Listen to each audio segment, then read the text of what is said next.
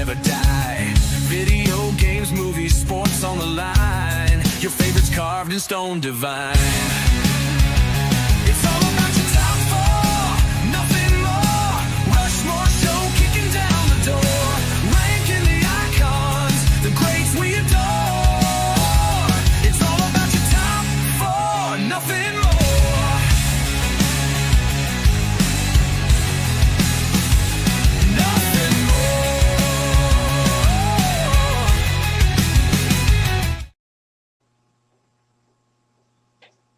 Sports show where it's all about your top four and nothing more. Andy, I never know when to say it because when I go back and rewatch it, there's a bit of a delay, and where I just said it was exactly the spot, and then it's usually like 2 seconds behind. So anyway, yeah, I only heard half of what nothing you said. more. So Andy, you're back.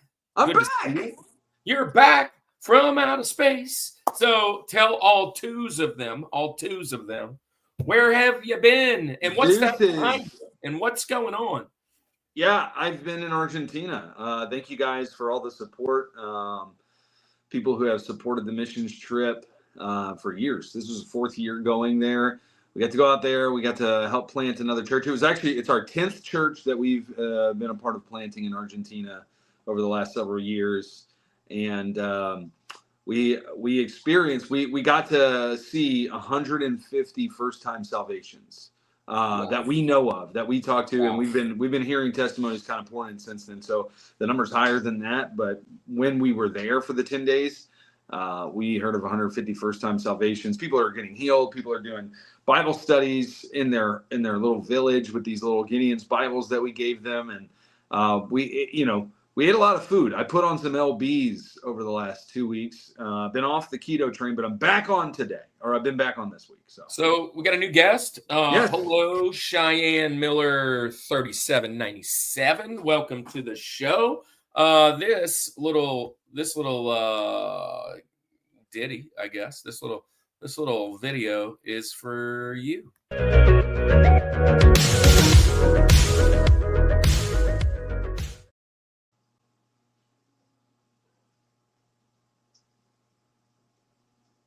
Side at least.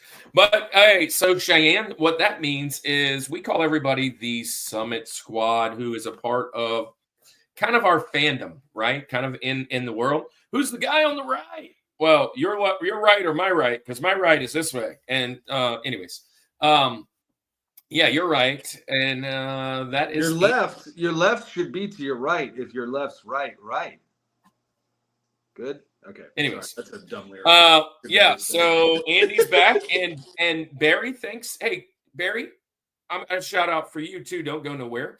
Cheyenne, I am throwing you what we call a wrench. If you can dodge a wrench, you can dodge a ball. And because a part of the Summit Squad means that you're going to take a little journey with us tonight while you watch. I hear that you have a vested interest in maybe the guest. And just welcome being here. We go top 4 every week, and except for last week. But that's the first time we've been off in 196 or 7. Yeah, what is this? What is this episode? 198? 7. This is 197. 8, 9, 10. Yeah, this is 198. 198. So 198. It's me, the brain supreme, and my man Steve Rowland. Welcome, Melinda. Welcome back. Welcome. Yeah, well, musical we Tourette's. have pop culture Tourette's. I don't think it's necessarily just music Tourette's, but I don't know. That's it's me, the brain supreme. Yeah, I remember you. We talked about, are you related to a Duvernay, or is it Duvernay or Duvernay? Welcome back. Thanks for being here. We're going to talk our top 4. We're still in food. We got 3 more weeks of food. And actually, this week is fun. We're going to bring back a great friend of ours. I believed every minute that you were coming back, every minute. So thanks for being here. A couple things that I want to shout out. Number 1, we are at 999. What? 999. Did he say 9? Yeah, 999 followers on our Facebook page. And we also have a Facebook group that you can join. Facebook group's at like 950 something. But somebody could be the infamous 1,000 tonight. Can be the infamous 1,000. So if you go over to the Facebook page, go and like that jazz so that we can hit 1,000. Also, if you're over on the Facebook side, you should be able to jump in and purchase stars, which is a new thing. I think it's all up to date. It might not be. If it's not, please let me know because I tried to work on that. Also, another thing, Andy, you're back. But 2 weeks ago, 3 weeks ago, I guess now, I was in Louisiana and I was what is Facebook? It's for us old people, Barry. Barry, are you that old that you're like not even Facebook? You're like, we don't have a MySpace. Or your MySpace or AOL Instant Messenger, AIM. But here's the deal. You have a Zanga? What's up, Bud Files? Welcome Live to the journal? show. You know what I love about Bud Files? Bud Files does a couple different things on their channel, and they like shout out everybody. So it's really cool. Hey, you followed Cheyenne is number 1,000, Andy. Let's see. It's official. 1K followers. I just saw it. Is it official? It's official. It is official, and Hey. I love that. So I think of the George Strait song. If I hurry, I can still make Cheyenne. Oh. That's just what I thought. So you hurried and you made us reach 1,000. I don't know if you like George Strait at all or know that song, but it's the only song that's in my head right now, and I need to get that. Hey, Melinda, I do appreciate that. This right behind me is a gift from my There it wife. is. Well, I was in Argentina. It's official, ladies and gentlemen. Wait, hold on. And I knew Barry would like the reference. There it is.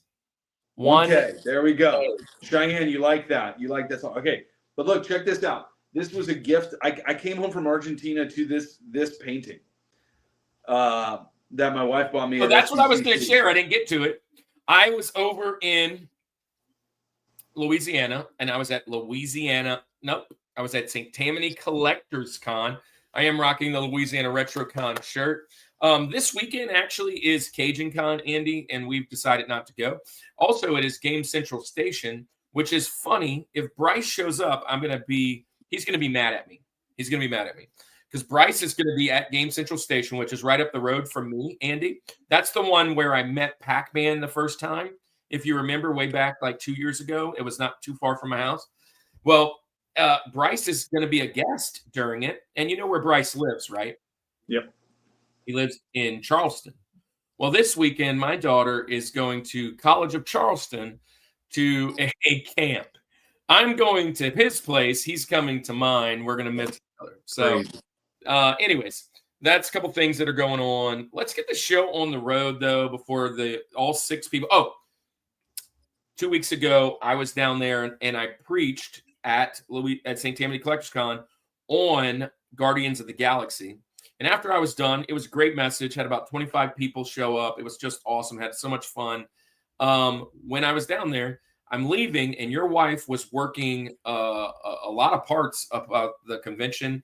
And she came up and she said, "Look what I just got, Andy." And I was stunned because I've walked by that 15 times that weekend.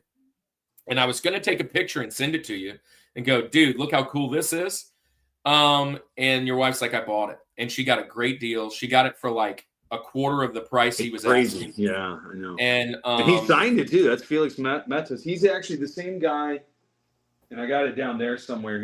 I ordered a print from him that is Return of the Living Dead print. So I think he was like selling it for $4.99 or something. Yeah. And your wife ended up getting it for like $100. Yeah, I know. And signed. So that's really awesome. And this is like his painting. Oh yeah, it's like it's this a is real really painting. it's not like a print. This is like the canvas painting. Anyway, crazy. Yeah. So sorry, Melinda. Bikes not for sale. Name that reference. Bikes not for There it sale, Francis. No, So sorry, it- I'm not it's selling it, like Melinda. good, but It's from my the wife. Kiss- It's priceless. Buy the Kiss painting. No, he just said it's not for sale. Sorry, but anyways, My mom said everything's negotiable. everything's negotiable. We gotta stop making references. We got a show to That do. guy was also the guy in Teen Wolf that he was. did the crazy shot. Oh Yeah. man. Hey, so let's get started. Let's get this Please. dude out here. Let's get our friend out of from behind the curtain. Let's bring the wizard out here and see what happens. Today we are talking food, and he brought up a great topic. You know, we always allow our guests to pick the topics, and if you want to be on the show, by the way, let us know. And he chose, how about we do foods that we didn't like as a kid that we now like as an adult. Andy said he wished it was the other way around. Foods that he liked as a kid that he don't like now. I can't think of hardly any. I'm going to talk about one tonight, but we're going to talk about foods we didn't like as a kid, but we like them now. I called it Taste Redemption. Top 4, Taste Redemption. Let's get it. Is that me? Am I back on? Am I back on? I thought you had it, but here it is.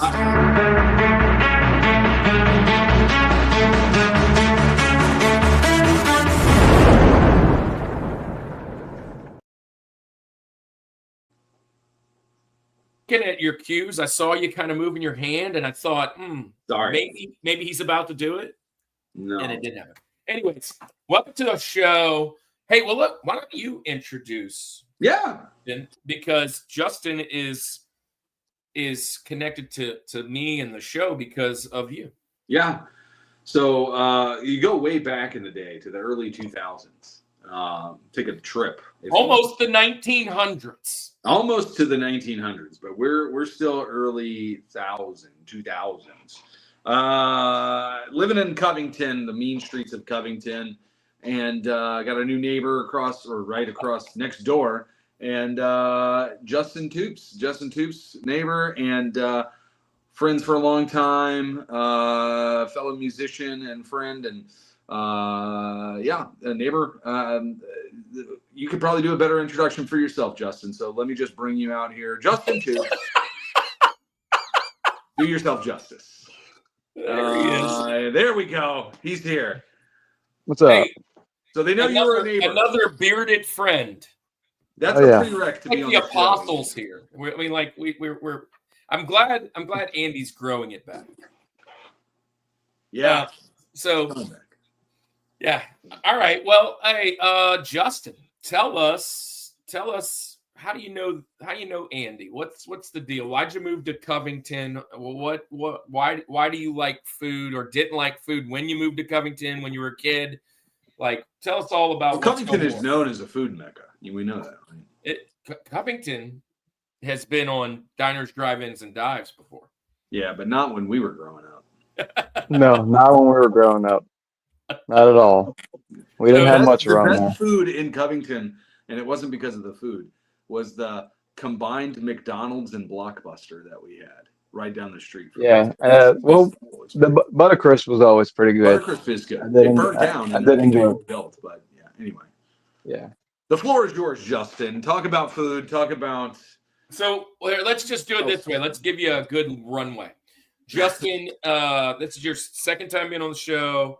First time you were on the show, we did, was it video game music? Yeah, it was our favorite video games, like tracks from video games and stuff like that. That was a Hail Mary. Like, I picked it up right as I was talking. I was like, man, was it? Because I was trying to envision the picture. So last time, because I think they were doing the transition from like video games to music. Yeah, that was it. So now you're on for food. Tell our friends what's going on with you, who you are, what's your channel like. Tell us how you know Andy, and then we're going to get started with our picks for the night. I've been knowing Andy for a pretty long time. It was a little bit before Katrina we met, and he just randomly came knocking on my door and asking to come see his drum set. So I went over there, and he played them for a while, and then asked me if I played bass guitar, and never touched one in my life at that time, but then 2 weeks later had one at my house. Started playing music ever since then, and we've been good friends since, and it's been awesome. So About wait, my time YouTube out. channel, Time out. yes, go Don't ahead. just glaze over that. Let's go back. Yeah, yeah. Andy, you just randomly knocked on strangers' doors and said, "Hey, This want to come see my the drum set? 2000s. This Hey, was you the want to come see my 2000s. drum set?" That was your Well, I like, did, pickup line. Come see my drum set. I did have music blasting out of my windows all the time. Okay, I'd moved there in the summertime, and I want to say this was 2 years before Katrina. I moved there in the summertime, and I always had like Iron Maiden or Metallica blasting out of my windows, and a couple weeks later, he just come knocking on my door. I guess he instantly assumed that I was a musician. You I guys mean, had I a always loud kind of house. had the look. Your dad was the garage. I don't think your garage closed. Like, did No, you have a no. working garage door? It was always open with loud It Iron Maiden or something. It was awesome. yeah, yeah, it No, was but that's both of funny us. you mentioned that because I don't remember exactly how it happened, but early on, if not like our first conversation was, "Do you play music?" or something like that. And back then it Yeah. was Musician's Friend. Everyone went to Musician's Friend and they Hmm. bought the starter kit. You bought your, was it a Rogue The bass? Was bass, it a and Rogue yeah, bass? it was that black Rogue bass and Rogue the bass. 50-watt amp. Come on. And the rest is history, Yeah, it was baby. great. It was great. So did y'all play bands together? Yeah, I Yeah, think. I mean, we jammed a while, and I'd filled in with Volatile for a while because Chris had to listen, leave. here's what I gotta let you know, Kurt. There were members of bands, but pretty much everyone was in everyone's band. Like Yeah, at we all in some just all way. over the place. Well, There was just there was a I wasn't metal in that band. scene. In There the was one. few people I knew that were band players, I guess. I had a good friend. He had a band called I'll think of it in a minute. But they were more like a kind of an alternative, collective soul wannabe type thing.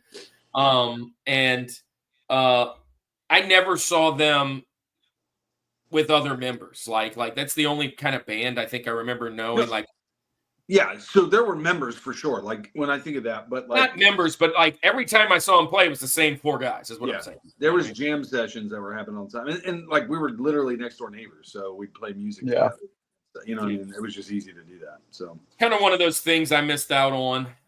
And I Remember guess the 4th of July shindig? can't yeah, barely hold Oh a my tune gosh, why? tapping on a table. I mean, it's just not my thing. So tell us about your channel. Tell us about what you got going on the YouTubes or wherever you're at, and kind of your community and whatever. I haven't been honestly doing too much with YouTube. I've been kind of busy with a lot more personal life stuff. Actually been raising a bunch of chickens. So that's been a lot of fun. They just started laying eggs like last week.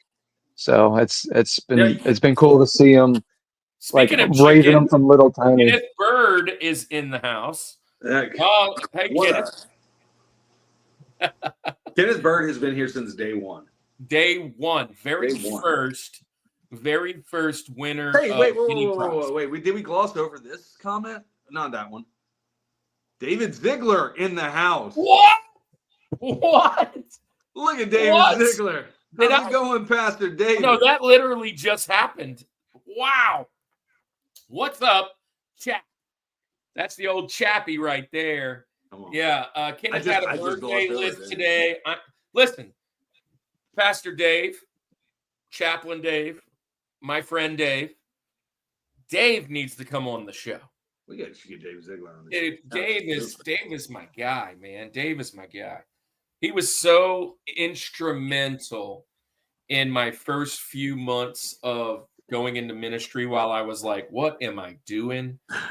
He took me under the wing, and without Dave, Andy, you don't have an Andy. You don't have a Pandy. Because he literally was like, yeah, come walk with me. Walk with me, you will see. Oh goodness, more references. Oh man, I'm glad David you're in here. But hey, I was gonna say, Justin, real quick. I think it was on your Instagram. You had been posting stuff about like homesteading and grow like the Yeah, chickens and even some, I think some like gardening kind of potentially stuff. Maybe I'm yeah, wrong, but like yeah. definitely some I got outdoor a stuff. yeah, I got a bunch of tomatoes, That's and it. Yeah, yeah, yeah. I tried to do the cucumbers. They didn't last too long. They didn't get too big, but I'm gonna try again this year coming up. That's what I'm talking And about. I'm definitely gonna do a lot of potatoes. That's definitely something I want to get into. Excuse Yeah, me. Um, it's but yeah, awesome. it's mostly like tomatoes. I've been getting a good bit of. Um, but yeah, the chickens have been keeping me busy, and then we're actually getting ready to have a baby in April. Yeah. So Let's it's been go. yeah, Is this it's the been a little first? crazy. Is this the first? No, no, this will be my first boy. This is my third, but it'll be the first boy I'm having. You got two girls So and a two soon girls, and to be this will boy. Hey, be my that's first son.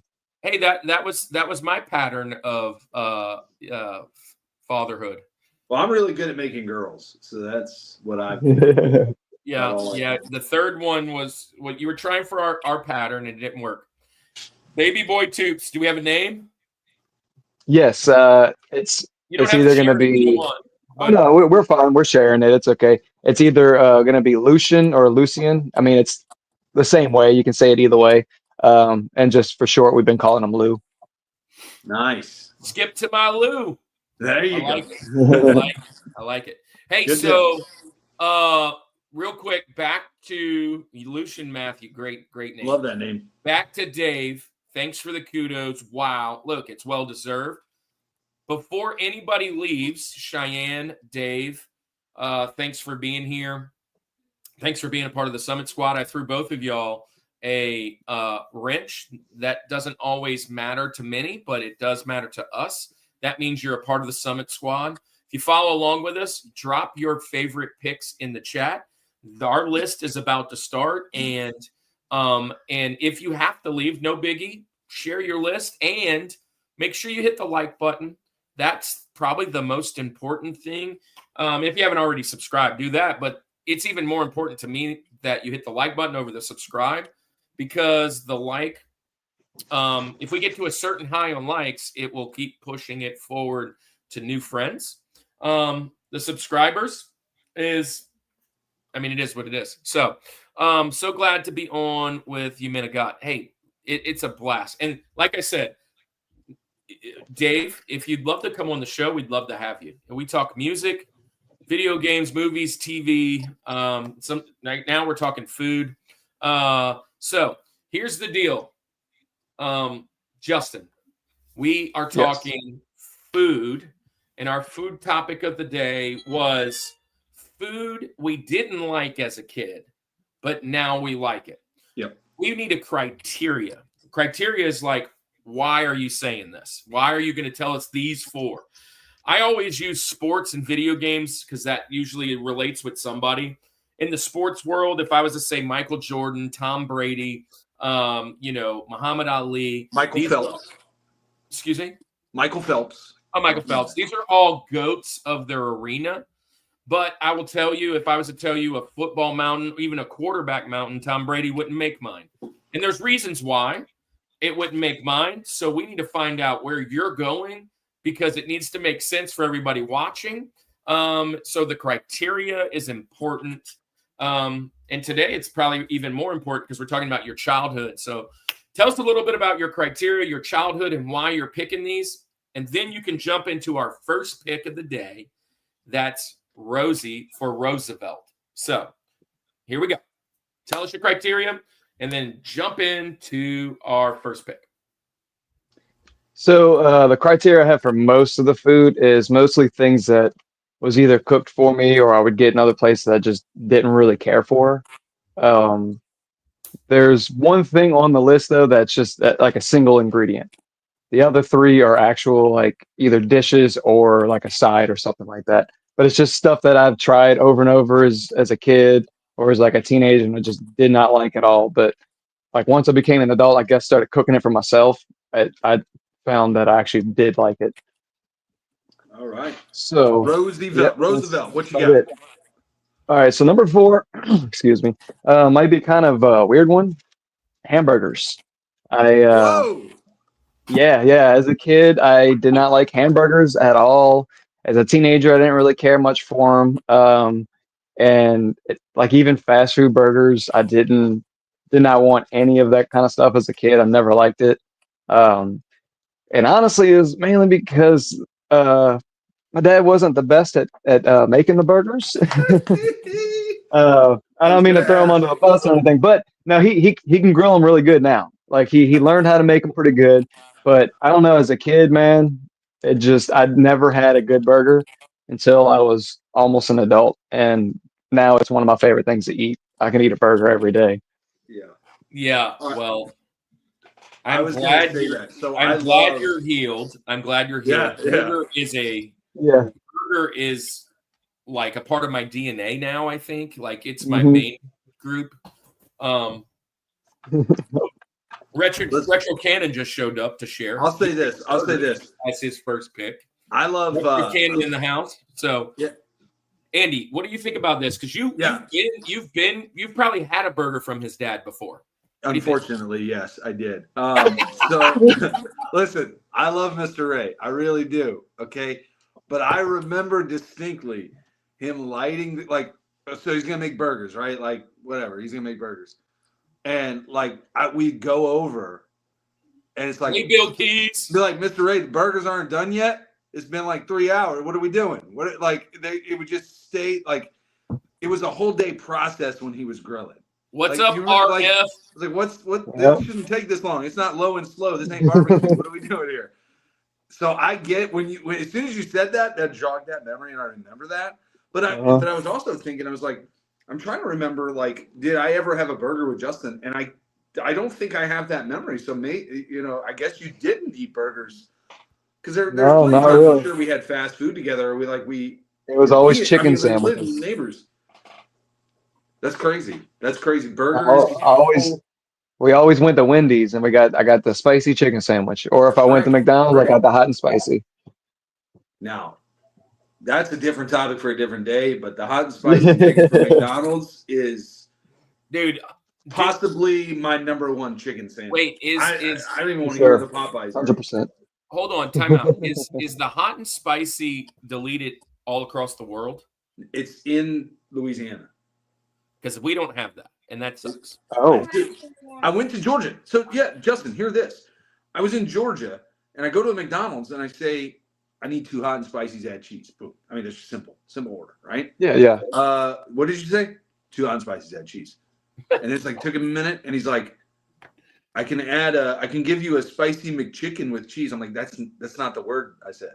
I said hot and spicy with cheese. And then I found out it's a regional thing. So is the spicy McChicken not the same sandwich? At all. Not at all. Oh, It is not at all. I'm It's glad like you told me a that. brioche bun. Oh with no, you know what I mean? no, It's you can't fancy. do that. No. Hey, No, so no. Kenneth says, thank you Lunchroom so chicken much sandwich. for reminding me that I won something over here. Can you tell me what it was? It was a pop. It was a Funko Pop, Kenneth, and we did a spin wheel, and it landed on your name. I always support you guys all the time. Yeah, man, we appreciate you, Kenneth. Wherever you go, I still support you.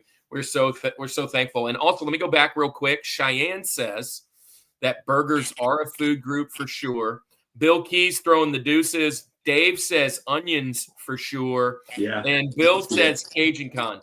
Bill, we are invited to Cajun Con, but we were told we were going to be outside, and there's just a lot of things going on, and being outside in December and probably I don't know. It's probably just not going to happen for us, unfortunately. So, yeah. So Cheyenne says fancy chicken. Fancy chicken. So, let's go back to burgers though. Burgers. I'm a huge fan of burgers. Always been a fan of burgers. But what caught my eardrum was your you sharing a little bit about your father's cooking.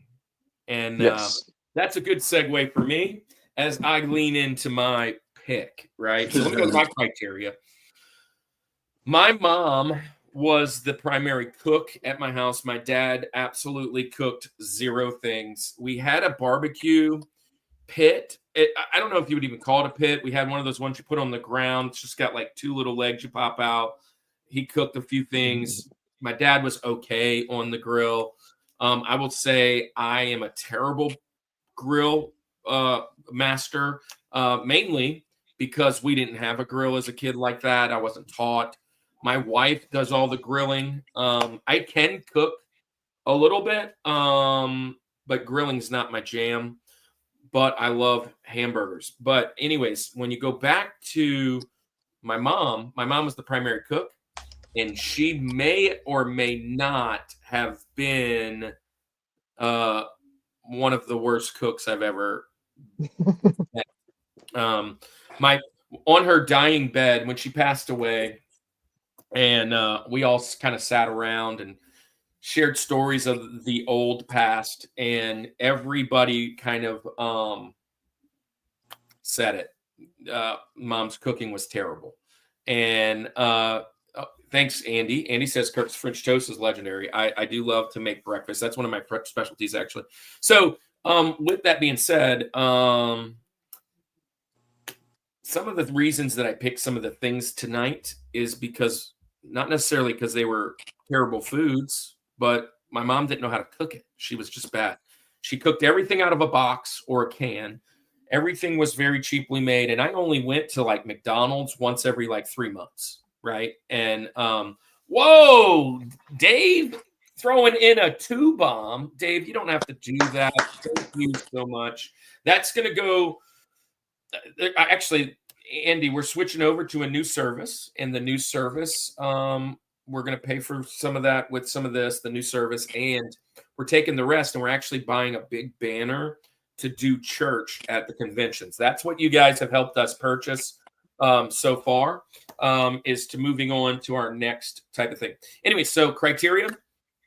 I kind of, what I've learned is that I don't dislike food. I dislike the way people cooked it. I dislike the way, I just never had it right. And so we're going to do that. You guys are so creative. Dave, thank you. We're having a blast here. Justin cooks everything on the grill. Rare occasions do I have to grill. I wish I was better at the grill. I burn everything because that's what my mom did. She taught me how to burn stuff, and I'm just not very good. Nice, you guys finally decided on a new service to stream. Yeah, we're going to switch to Restream. We're going to try it for at least the next year. It's better price. I don't know that we're going to get all these jazz, but we're going to try. So we're going to say it, and that's going to start after episode 200, which is on Christmas. We'll switch over. So that's my criteria. Some of the things are now. Now, also, Andy, I could have, and I think all of us might have been able to do this. You kind of said something before that not, but I think if we're being real, most of the stuff we put on here could either be like fruits or vegetables, right? Of like some sort, and not really go into other things. And so I was like, how am I going to avoid just having a long list of poorly cooked fruit and vegetables or, meat or whatever? And so my first pick is something you don't really cook. Matter of fact, you don't even eat it. My first pick is going to be diet drinks. So my first pick is going to be Diet Coke. And I know I'm kind of cheating a little bit with that one. I have much better food picks in the back end. But when I was getting here, my mom used to have probably 10, 12, 14 2 liters of Coca-Cola at the house at all times. And the minute just diet anything touched my lips, it was like cancer, right? And it still is like cancer. But nowadays, it's the only thing I drink, and even more so than water or tea. But yeah, I'm going to go with just Diet Coke. And I drink Coke Zero. Got it right there. But you would have never catch me back in the day having this in the house. My mom would have lost her mind. So kind of cheated a little bit on my first pick. I'm going with Diet Soda. Diet soda. So it's funny, and Justin, you may remember this. My household was only Diet Coke. That's all my mom would drink Mhm. because my mom was doing Weight Watchers when I was a kid. So I grew up with Diet Coke, and I just thought that was the flavor of Coke. And then when I had Coke for the first time, Bryce is back. I was like, what syrup nectar is this? What is happening? You definitely Because, had the real stuff in my house. yeah, you guys always had regular Coke at your house. But like for my house, it was always Diet Coke. And taking it a step further, which I don't even understand why this is a thing. And I like Diet Coke now. Like I'm okay with it. Like I like the zero more than the diet, but I'm okay with Diet Coke. Yeah. But my grandparents would always have the diet caffeine-free Coke. What do you just drink water? Just drink water. Why do you need it? Is that the gold one? Yeah, it's Yeah. it was silver and gold. Like so Yeah. it was crazy. First and It's just foremost, Yeah. the one reason I don't like water is there's zero caffeine in it. I think Exactly. that this is wrong. I'm going to say this, and this is just way overboard. Somebody should cancel me. My only addiction right now is caffeine, but that's wrong. There's many others. But caffeine, like I don't want anything that doesn't have caffeine. I like it's just what's the point for me? Survival starts at caffeine, not hydration.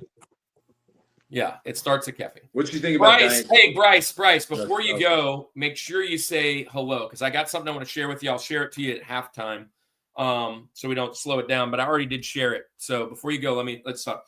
Here's my Gmail if you want it. Gmail address. Yeah, Kenneth, we'll message you. I think we sent that though, but that was years ago. So we'll message you. We'll chat. It was a long time ago, bud. It was a long time ago. It was like 4 years ago. Yeah. In Colorado, it was all Pepsi, and we called it Pop. Oh, Andrew Weathers in the house. Didn't even realize. Andrew, welcome in.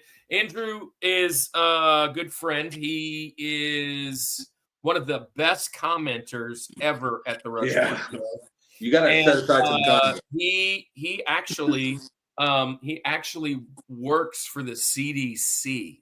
That CDC that you see in the Walking DC. Dead. Yeah. The CDC. So he works there. We don't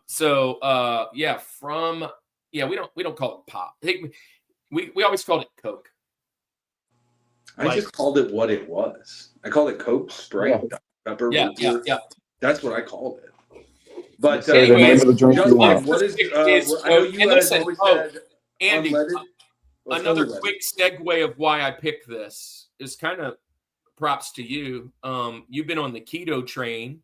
You lost like 70 bills. And how much you got? Well, you probably gained a little bit back now. Yeah, a little bit back in Argentina. We ain't gonna talk about that. What was the max? It's like 65. 65 lbs.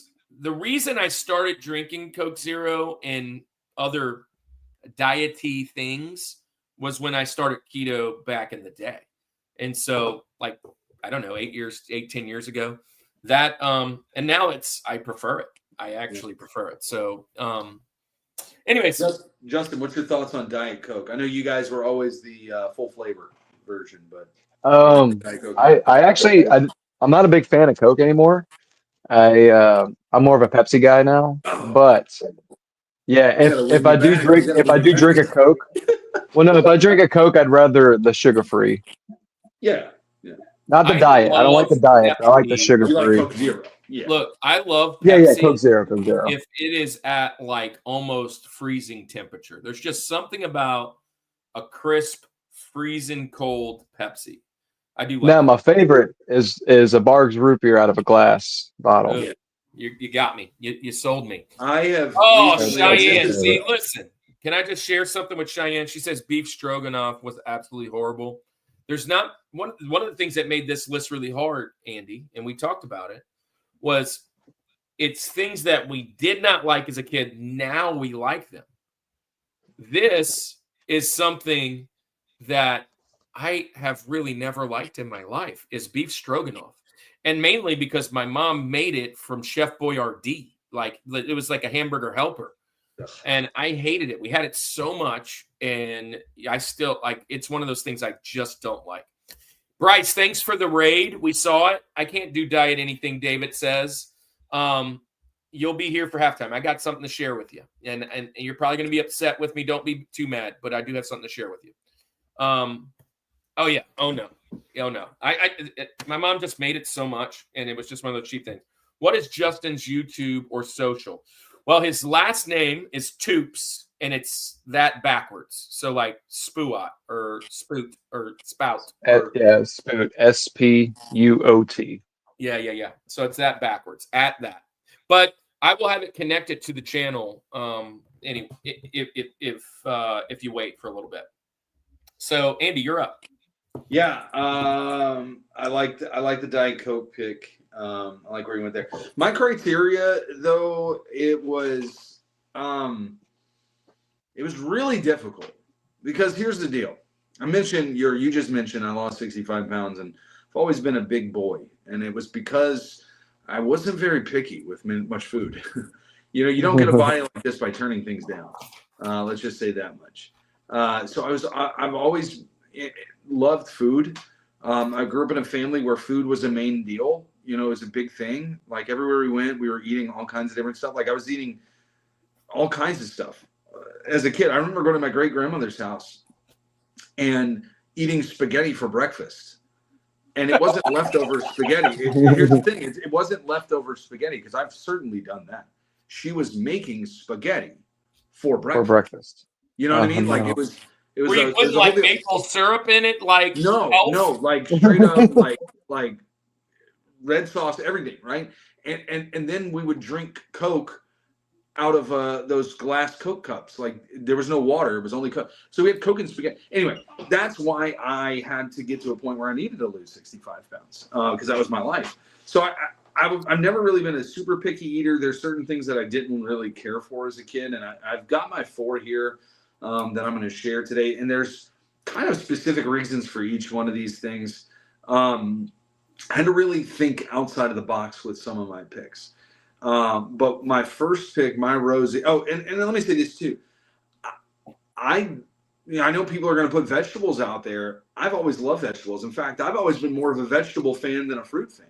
You know what I mean? And like as a kid, sauteed onions and mushrooms and stuff, like I could just eat that. It was even as a kid, but so that kind of eliminated that whole side for me, which is a standard, like a go-to, right? But I do have my 4. So my Rosie, I'm going to start with a little sweet, and actually not that sweet, but in the realm of sweets. This was one I didn't care for much as a kid, and it's going to make sense why. And Kirk, I think if I remember correctly, this is something that you can't stand today too. But I'm going to go with dark chocolate as my Rosie. Dark chocolate as a kid was like, why do I want that? Give me want to know why you want all of the sugar, all of the sweet, all of the milk chocolate, even the white chocolate and all these things. And Jay the sour Thompson, candies what's and all up, this buddy? stuff. Give me that stuff. But now I love a piece. Man, when it comes to that little like mixture pack of, you get the crackle, the Mr. Good bar, the Hershey's, but that Hershey's Special Dark is bomb. I love dark chocolate, Dove dark chocolate. I love all that stuff. Now, I don't really eat it now because of being on keto, so I haven't really found a dark chocolate keto. Maybe there's something that's out there. But I've got to go with my Rosie being dark chocolate. Not something I wanted as a kid, and definitely something that I would enjoy, and I do enjoy now. Yes. Yeah.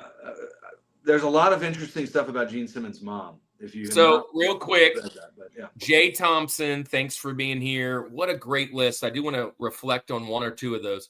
Nutty Buddies. I can't believe. I don't like a lot of nuts, so I usually probably didn't eat that.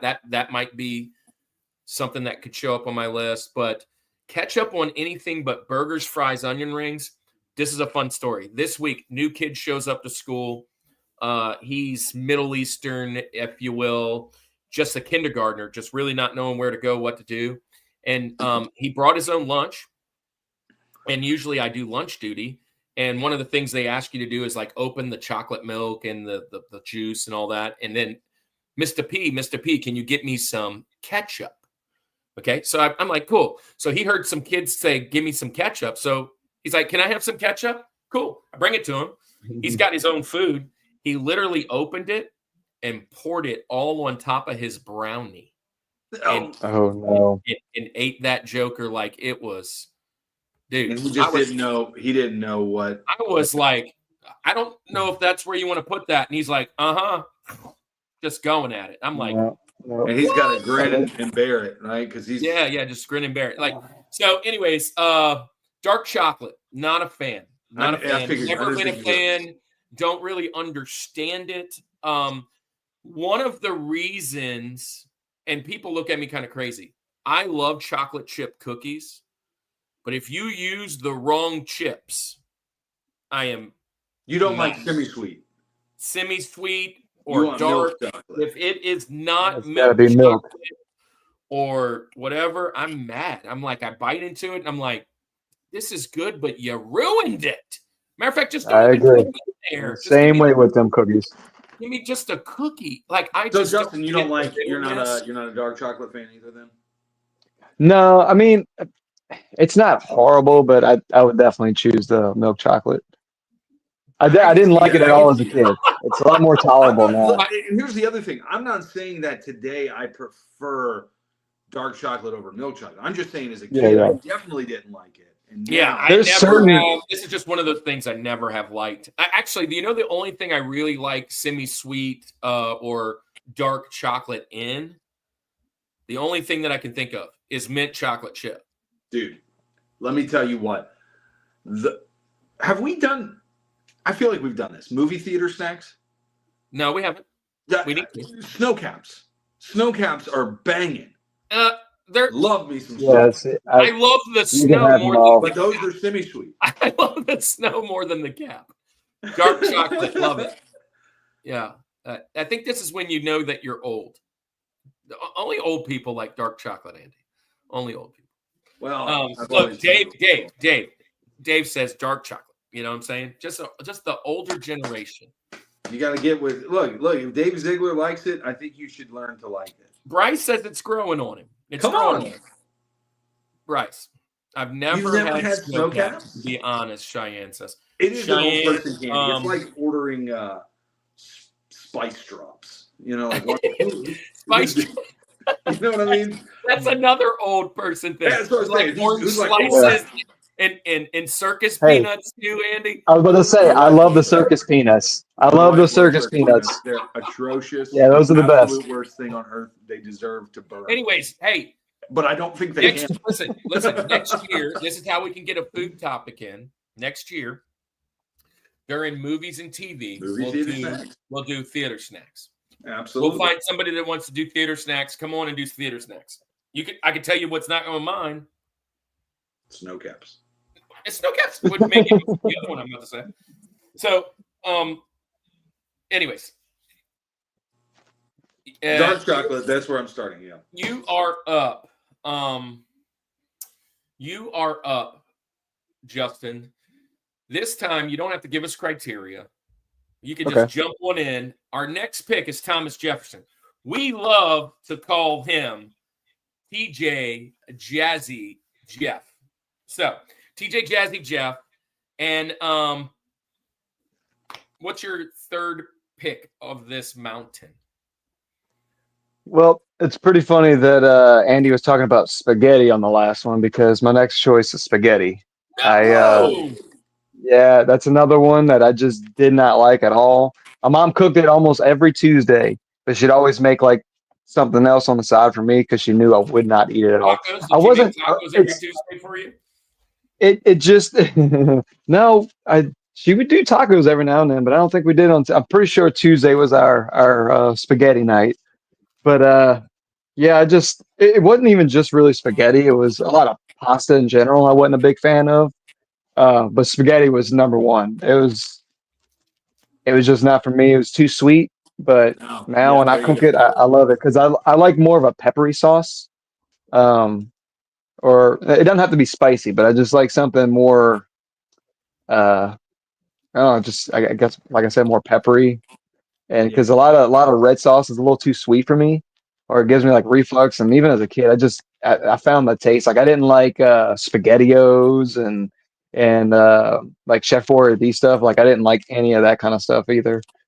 Yeah. So yeah, it was Man, definitely spaghetti. as a kid, I could drink some SpaghettiOs. I was going to say this. You said the word or the phrase that doesn't exist in Kirk's vernacular, and that is too sweet. Yeah. Like those two, he says it often. Unless we're talking about NWO. Too sweet.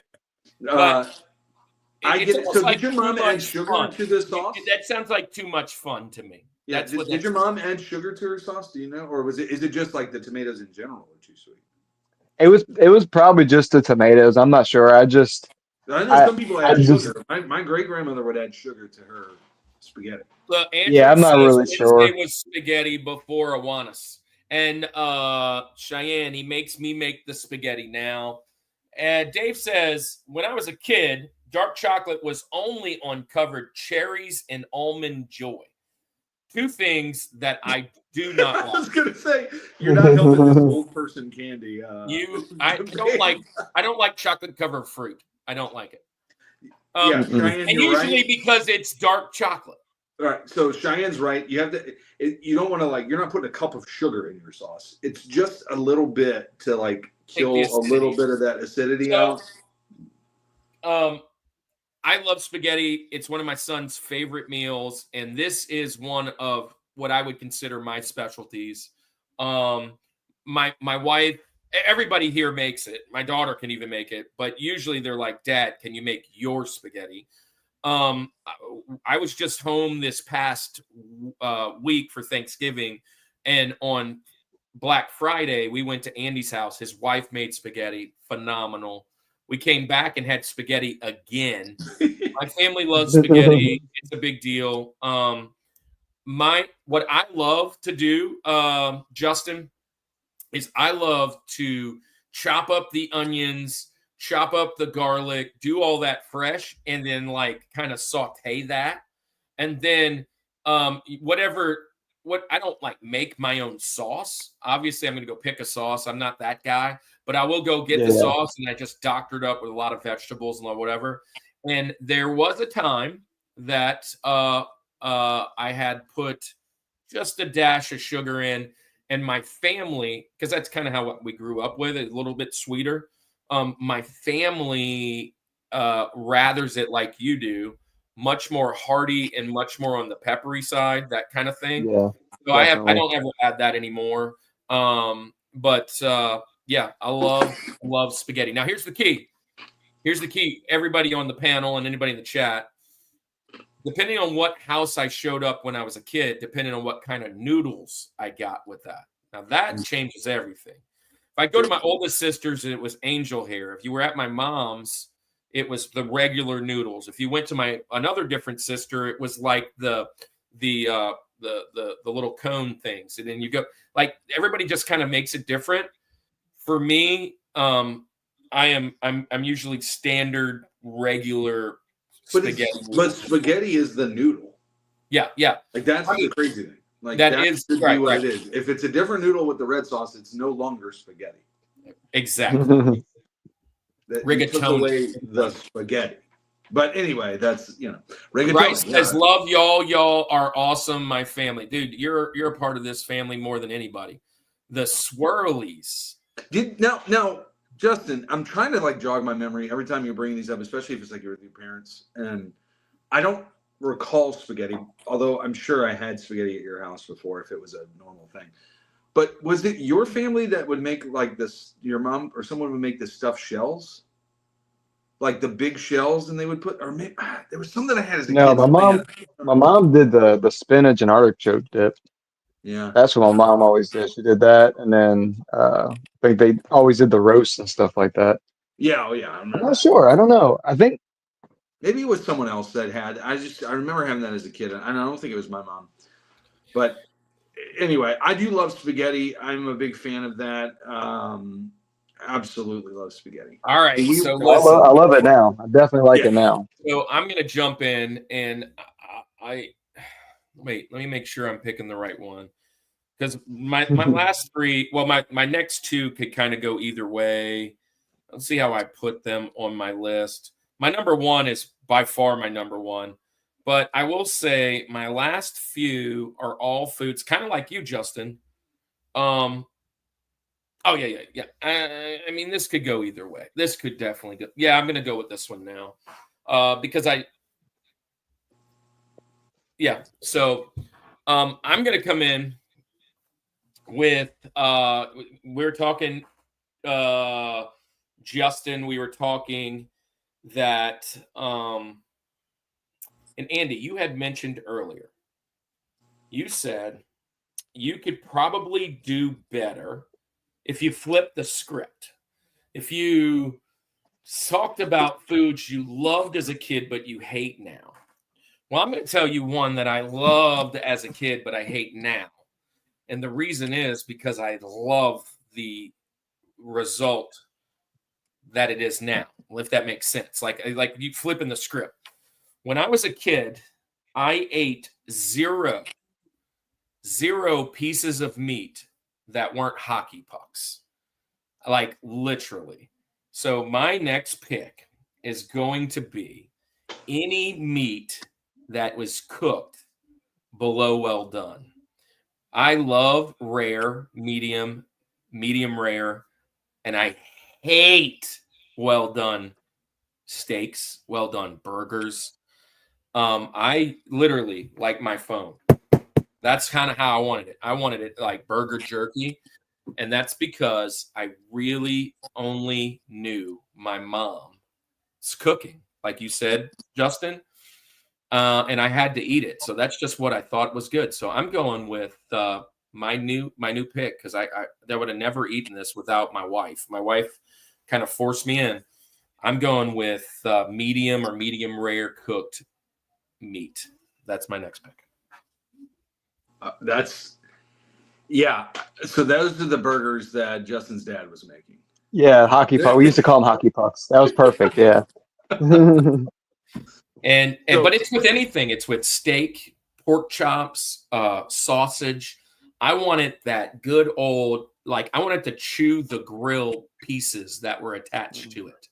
I don't know. I remember going to my wife's house early on in our dating, and her mom had bought these like really expensive steaks. And she's like, come on over, we're going to eat steak. And her mom, and she went up to her mom, was like, Mom, Kirk only eats like super well done. When you think it's well done, leave it on some more. And she was like, what? I'm not doing that to this steak. And she's like, please, whatever.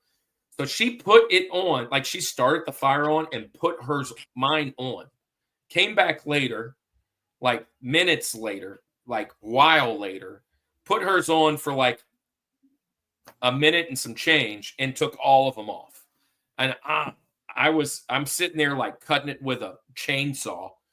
And she's like cringing. She's like, oh my gosh, And then on top of that, not only do you eat it that way, but you're like putting barbecue or you're putting like A1 or you're using all these other sauces to make it wet again. And she is just cringing. She is about to lose her mind. And I don't remember when it was, but there were a couple dates later. My wife's like, listen, my mom was so cringed up because of the steak. Will you just try it this way, please? And I was like, what in the world is this heaven? What is this? And I have never done I like my steak to where a good vet could probably bring it back. That's it's still a little cold inside. That's what I want. I want maybe not that rare. I just like to use that joke. I've never preferred hockey pucks, and partly is my dad's always cooked steaks. It's just been a thing I grew up with, and there are certain meats that I do like to be a little bit overdone. So like if I'm grilling like some chicken thighs or something, I want a little char on them. I like that. I love a little like line char, especially if you're basting it with something. Also chicken. you kind of burn the barbecue sauce a little bit on there. Yeah, You know what chicken, I I mean? want to err on the side of caution. You know what I mean? Because Exactly. I Yeah. don't want it just Chicken's done. scary. I like Yeah. this. I like this. Andrew says, wave it in the general vicinity of the flame. Now I'm good. That's what we would always say. I want it to be introduced to heat. Yeah. I want them Yeah. to be. I don't want them to be friends. I want heat and the meat to be acquaintances.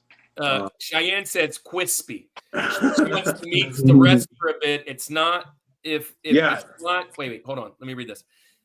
If not, it won't come out right. Also, room temp when yeah. All that is great. And I'm Leaving not the steak great out for a cook on the while, grill, but I do not know straight those out of the things. fridge. That is solid advice. So here, listen here. Yeah, my family are cattle ranchers and farmers, and my dad literally couldn't cook a steak below something resembling the coals.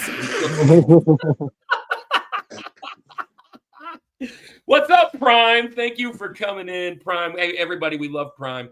Prime is a great little channel. Go support Prime.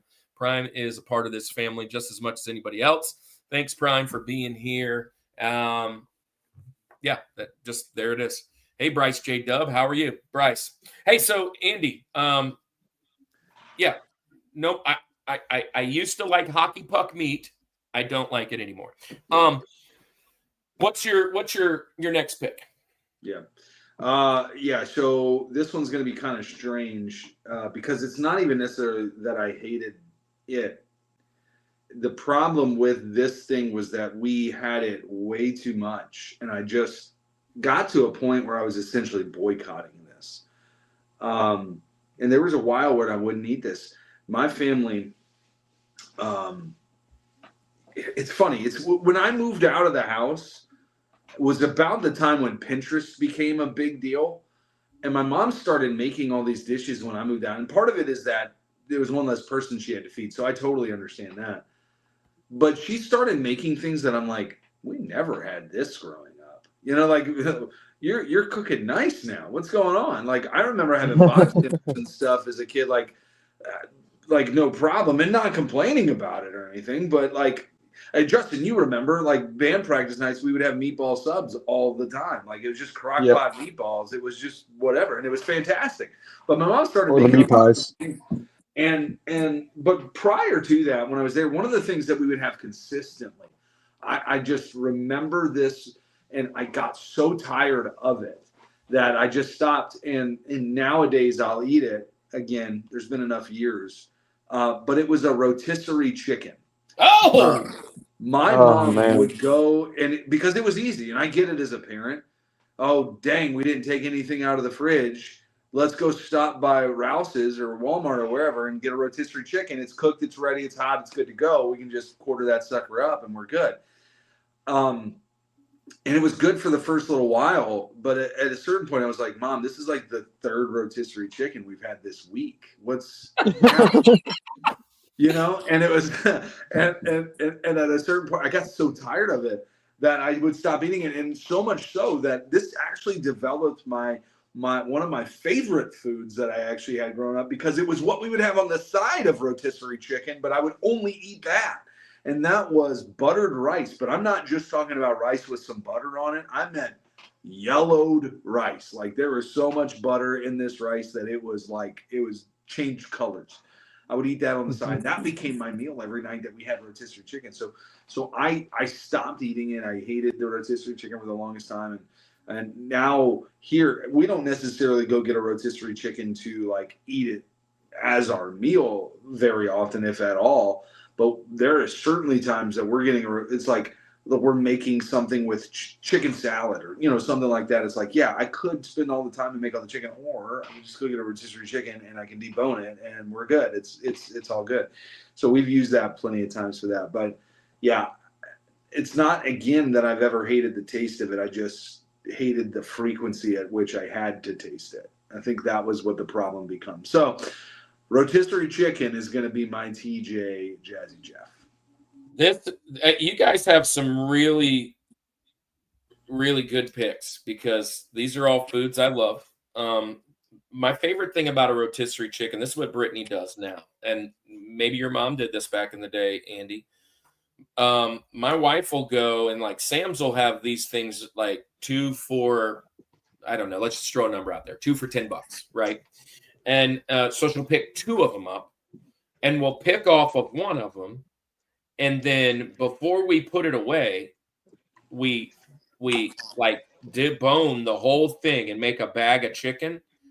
And then she'll cook like chicken cordon bleu. She'll cook like gumbo, or she'll cook jambalaya or whatever. And that's the chicken that she uses for all the other meals. That's what I'm saying. We'll use that. Off of it a little bit, but that chicken becomes the next.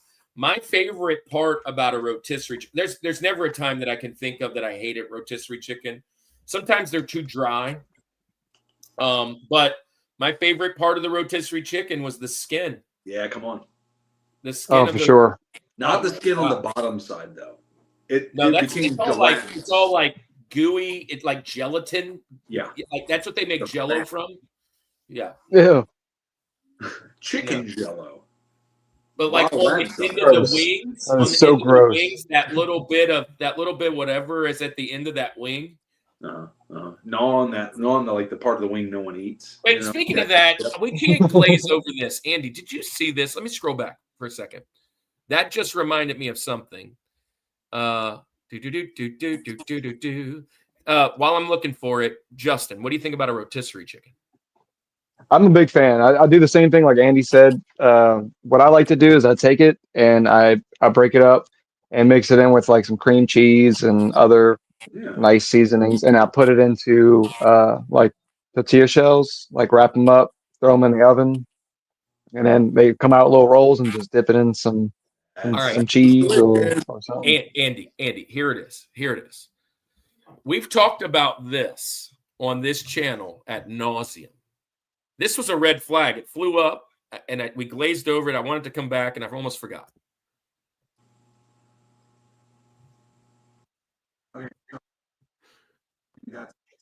You didn't like that as a kid. You like it now? Like because I will say this: the burnt pieces. If there's a Rushmore of bites of food, like what's the best bite of food? Like if we've thought about that. I think the crispy edge of a baked mac and cheese is certainly deserving of it's one of the top. It may be one. Dude, that's for me personally. But that cheese jerky, cheese jerky.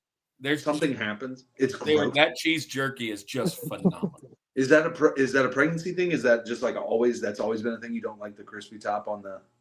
Because it is probably the best bite of food. Well, hey, Andy, at least you know like that more than the rest of the whole dish. Well, now you know. If you come to my house, you can have that part. Save me that rim. Save it. Yeah, save it. Yeah, that's all you. I'll bring it to you. Oh my gosh, it's so good. I love that piece. There's something about. So listen, I used to love everything burnt. Everything, and still to this day, my favorite thing is burnt cheese. You know that, and this is the other bite of that mac and cheese that is so great. Something happens when you overcook macaroni that it goes back to being raw.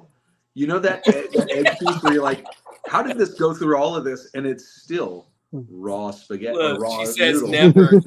I never. love that. I'm the type that will scoop from the middle. Oh. Listen, we would enjoy baked mac together because nothing wrong with that, but I would eat corner slices. That's my piece. As long as we're not doing that on the cinnamon rolls, that's the key. To be honest, me and her are not big cheese people.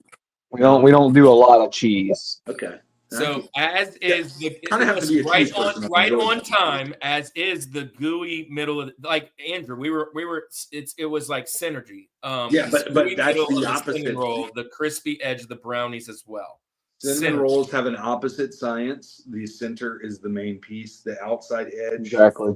Thanks for sharing that, Bryce. There is Prime channel. Yes, thanks. Thank you. Everybody go friend Prime. All right, so Andy, rotisserie chicken is your final pick, and I was just about to say something else, and I caught myself. Andy, we're halfway. So, a couple things. I got my sheets ready.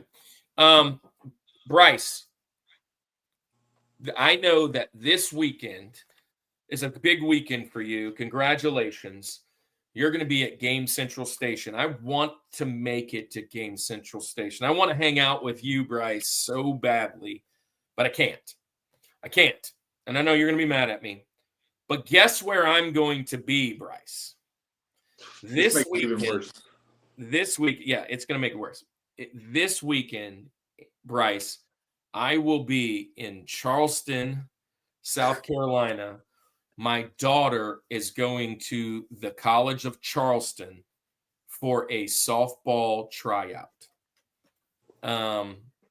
So you're coming here and I'm going there. That hopefully she makes the team.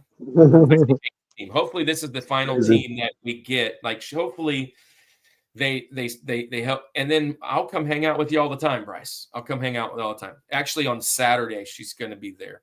Now, Bryce, remind me, Saturday, I think Sunday, it's Saturday and Sunday, right? And so, anyways, Bryce, if you're still there on Sunday, we might swing in on the way back.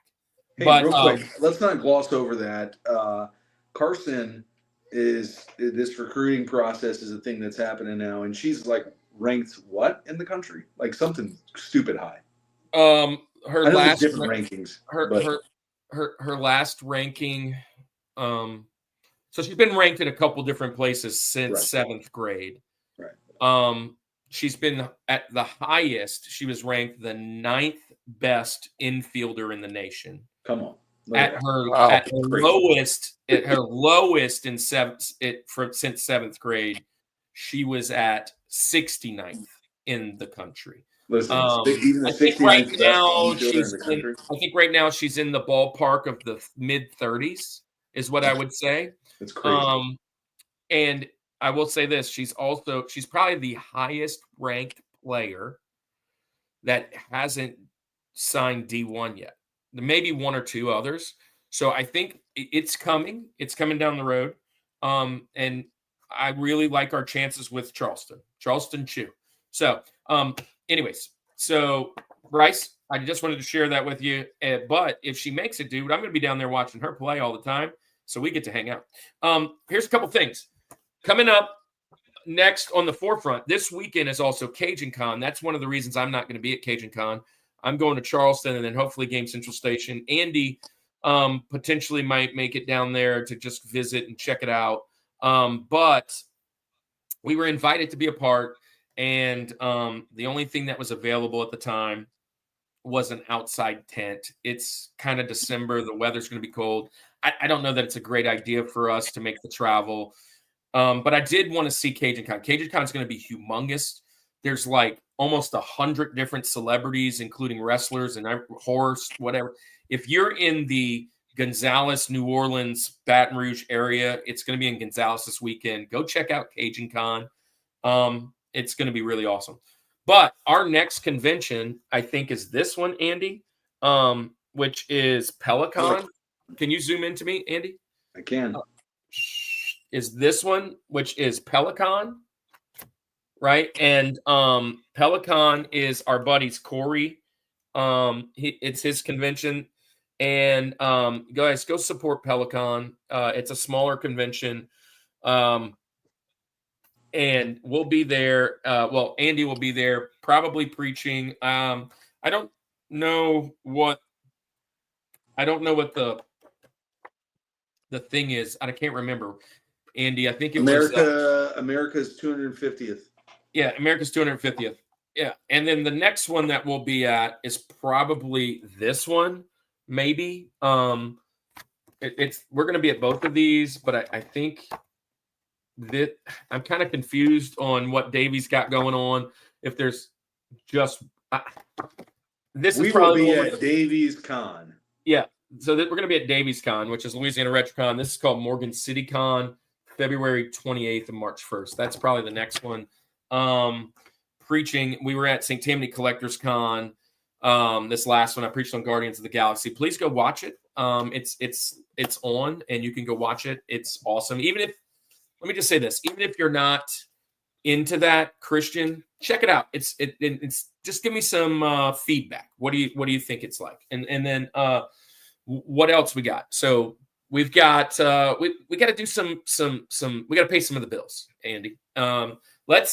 We've had some members join the show. And Andy, we got some that you have to do now that you're back from outer space. You're back from Argentina. We got a few. Hey, Sean, welcome to the show, man. What is Cajun Con? Cheyenne, it is a convention for like pop culture and video games and comic books and all of that.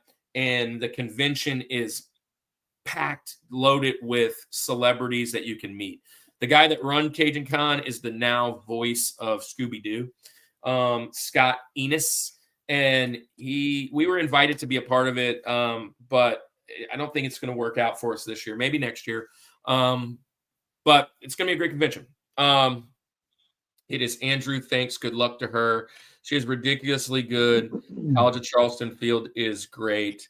Oh, Andrew's daughter is also on my daughter's high school team. Well, they were. She's a senior. Carson's a junior. And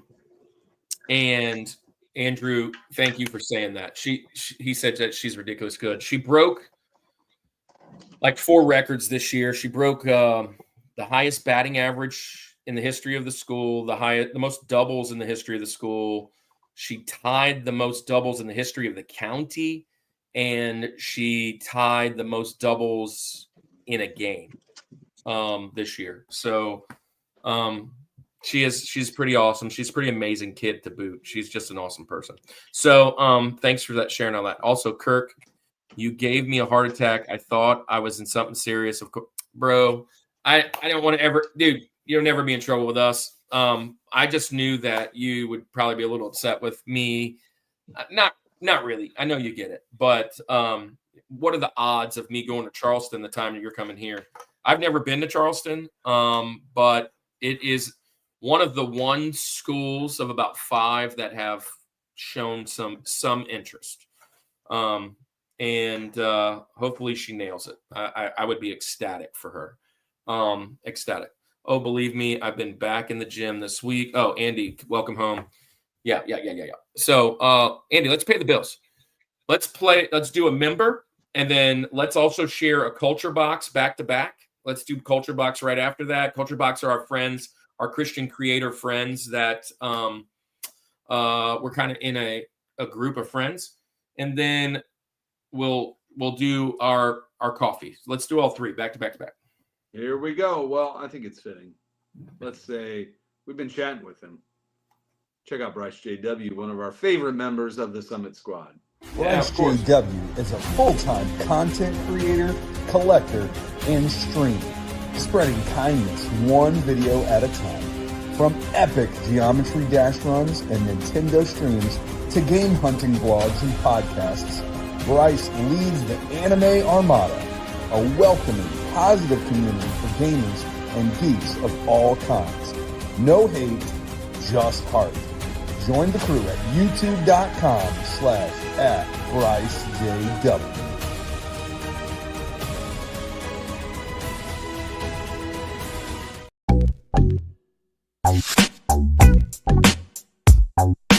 The Cellcast hosts Jacob and Drew review animated movies and TV shows, discussing what they appreciate about the medium in whatever form it takes, whether it's a traditional hand-drawn animated movie, claymation shorts, or a 3D CGI series. Check out some animated reviews when you subscribe to The Cellcast at thecellcast.podbean.com. And don't forget, Cell is spelled with a C and a single L at thecellcast.podbean.com. Let's face it, at-home coffee can be pretty stale. Coffee at home doesn't have to be boring. The Village Coffee is here to deliver the flavor. The Village Coffee roasts coffee every week and sells online. Go to villagebeans.com to order your coffee today and use discount code Rushmore for free shipping.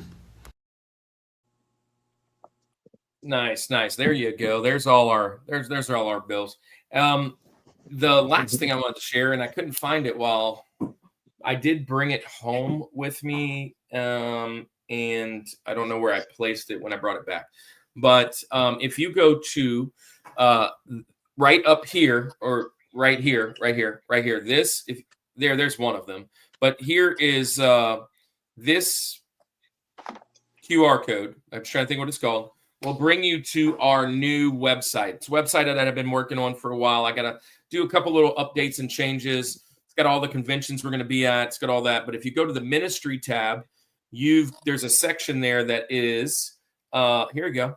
If you go to it, there's a section that so that right there, that section right there, you can do prayer and you can send us a prayer request. And that right there, the Coalition of Christian Creators, is about 130. I have some others I need to add to it.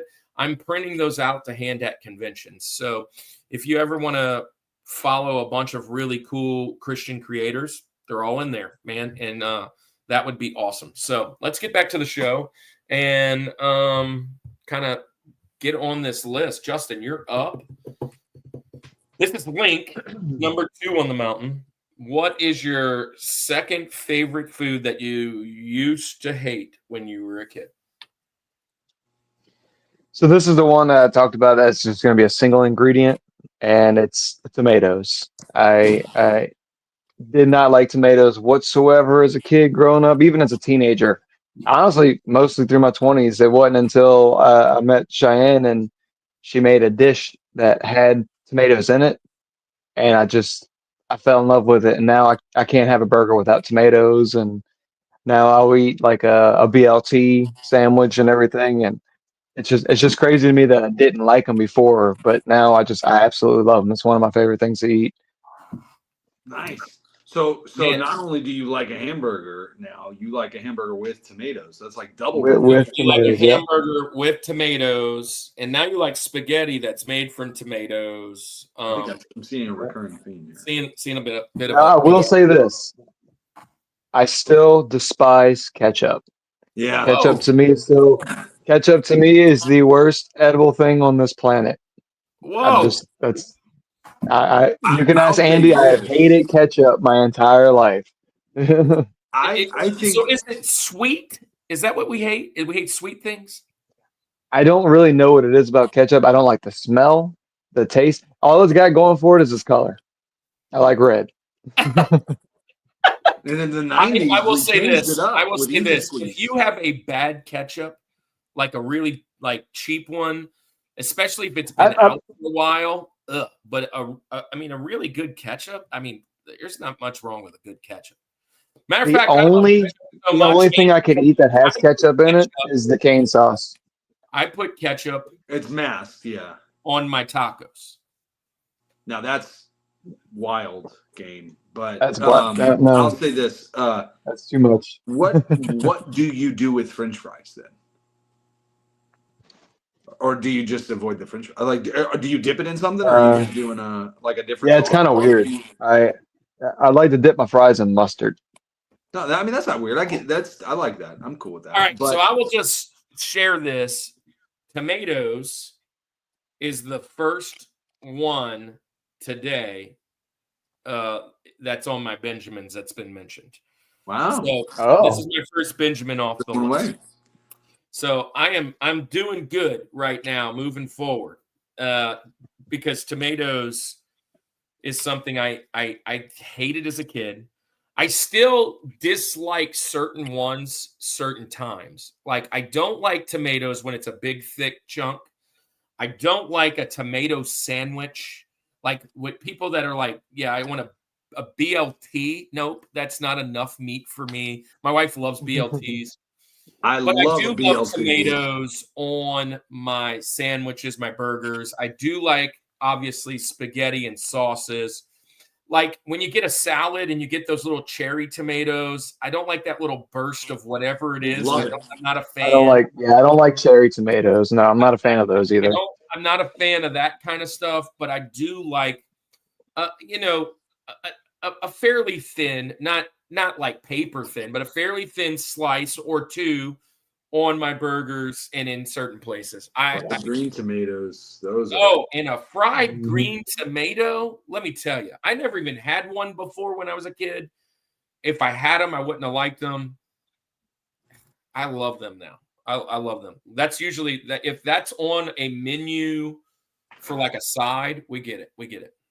Tomatoes are weird to me because I love tomatoes. I mean, I'm all for a BLT with like cold crispy lettuce and that nice juicy slice of tomato and crispy bacon. Man, it is, and mayonnaise. It is just. I mean, that's like a tomato sandwich. It's I mean, so I put good. bacon It's to so, add to my so sandwich. good. And I'm Well, tired you just put of like 3 you pounds of trying bacon. to You'll be all drag right. it under the mud, Kirk. It is a goat sandwich. But No. continuing Also, with I mine, don't like tomato soup as a soup. hate it. It's horrible. It's a It's one dip. of the worst foods out there. But you just And I like it don't because like the grilled cheese. tomato like You want it V8. because of the grilled cheese on the side. Right. I don't like V8. I don't like the treat. Well, actually, it's more of a grilled cheese with the tomato soup on side for me. It's a dip. It's hot ketchup. But anyway, I said that last time we talked about it. Hey, this is probably this I could. It's probably something I could sign up for though. Fried green. Okay, well, you'd be down for that, I'm sure. A Yeah. fried green tomato BLT. Fried onion rings grew on me. I've always kind of loved onion rings. No one. Yeah. Wait. No, just a plain tomato sandwich. No. You lost me. That's a struggle meal. Yeah. That is a I'll struggle meal. pass on that too. I couldn't do that is one. a struggle meal, like a mayonnaise I sandwich. used to, as a kid, and this may be on like if I were to flip the script. I remember as a kid just asking my mom to pack my lunch mayonnaise and cheese sandwich, white bread, mayonnaise, Kraft single. That's not bad. It's good. It was just, but it's not good. something today Tastes fun. that look, guys, let me just put this out there. If you ever hear about me eating a mayonnaise and cheese sandwich, call the professionals, please. Let them know something's wrong. There's depression seeking. You know what's something another happened. struggle meal? One of my favorite struggle meals as a kid. I mean, since we're talking of these, this could be a Rushmore. Oh, a struggle Is meal. making buttering bread and then mixing sugar and cinnamon in a bowl and pouring that joker all over it, dude. Well, this is something Andy's mom used to do for me that I really Making like. your own cinnamon toast. Oh my gosh. Well, no, Andy's mom used to take the French bread and just pour a little bit of vinegar on it. And dude, I love it. It's so good. It's so good. Dude, some days I'm working. On a piece of French bread. Dude, sometimes I'm working and I smell them making the French bread. I'm like, uh-oh, where's the vinegar? I was like, I need it. I will do that today. It is. Yep. Your one of my mom turned me favorite- on to that stuff, and it's so good. Golly, it's crazy. All right. Well, I actually made a change. I'm gonna make a change. But once in my Not life. once in your life. You've made plenty of changes. I made plenty of changes. And look, I'm gonna go back to Cali. I'm gonna go back. As I was talking and discussing, Baby, come back. another one popped in my head that I can't believe I missed. And actually, we just did an amazing commercial for it. I'm going with coffee, dude.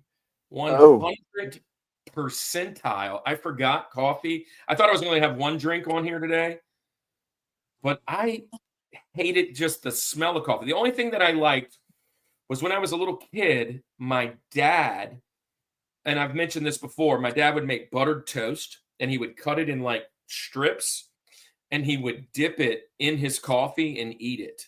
And CDM coffee, right? it was not CDM coffee. No, it was instant coffee with powdered creamer and sugar. That's it. Because so let me rewind. My mom was let's just say Maleficent and the Evil Witch. Let's just say those two people had a child and she didn't know how to cook. That's my mom. And my mom would not allow my dad to have a coffee maker. Here's a fun story. My dad was the employee of the month or employee of the year or whatever it was at his job. And he was able to pick one of two things, a coffee maker or a crock pot. I've heard this story so many times, and we talked about it at my dad's passing, which, by the way, this is my dad's LSU hat. I'm wearing it for him because yesterday was the 13th year anniversary of his passing.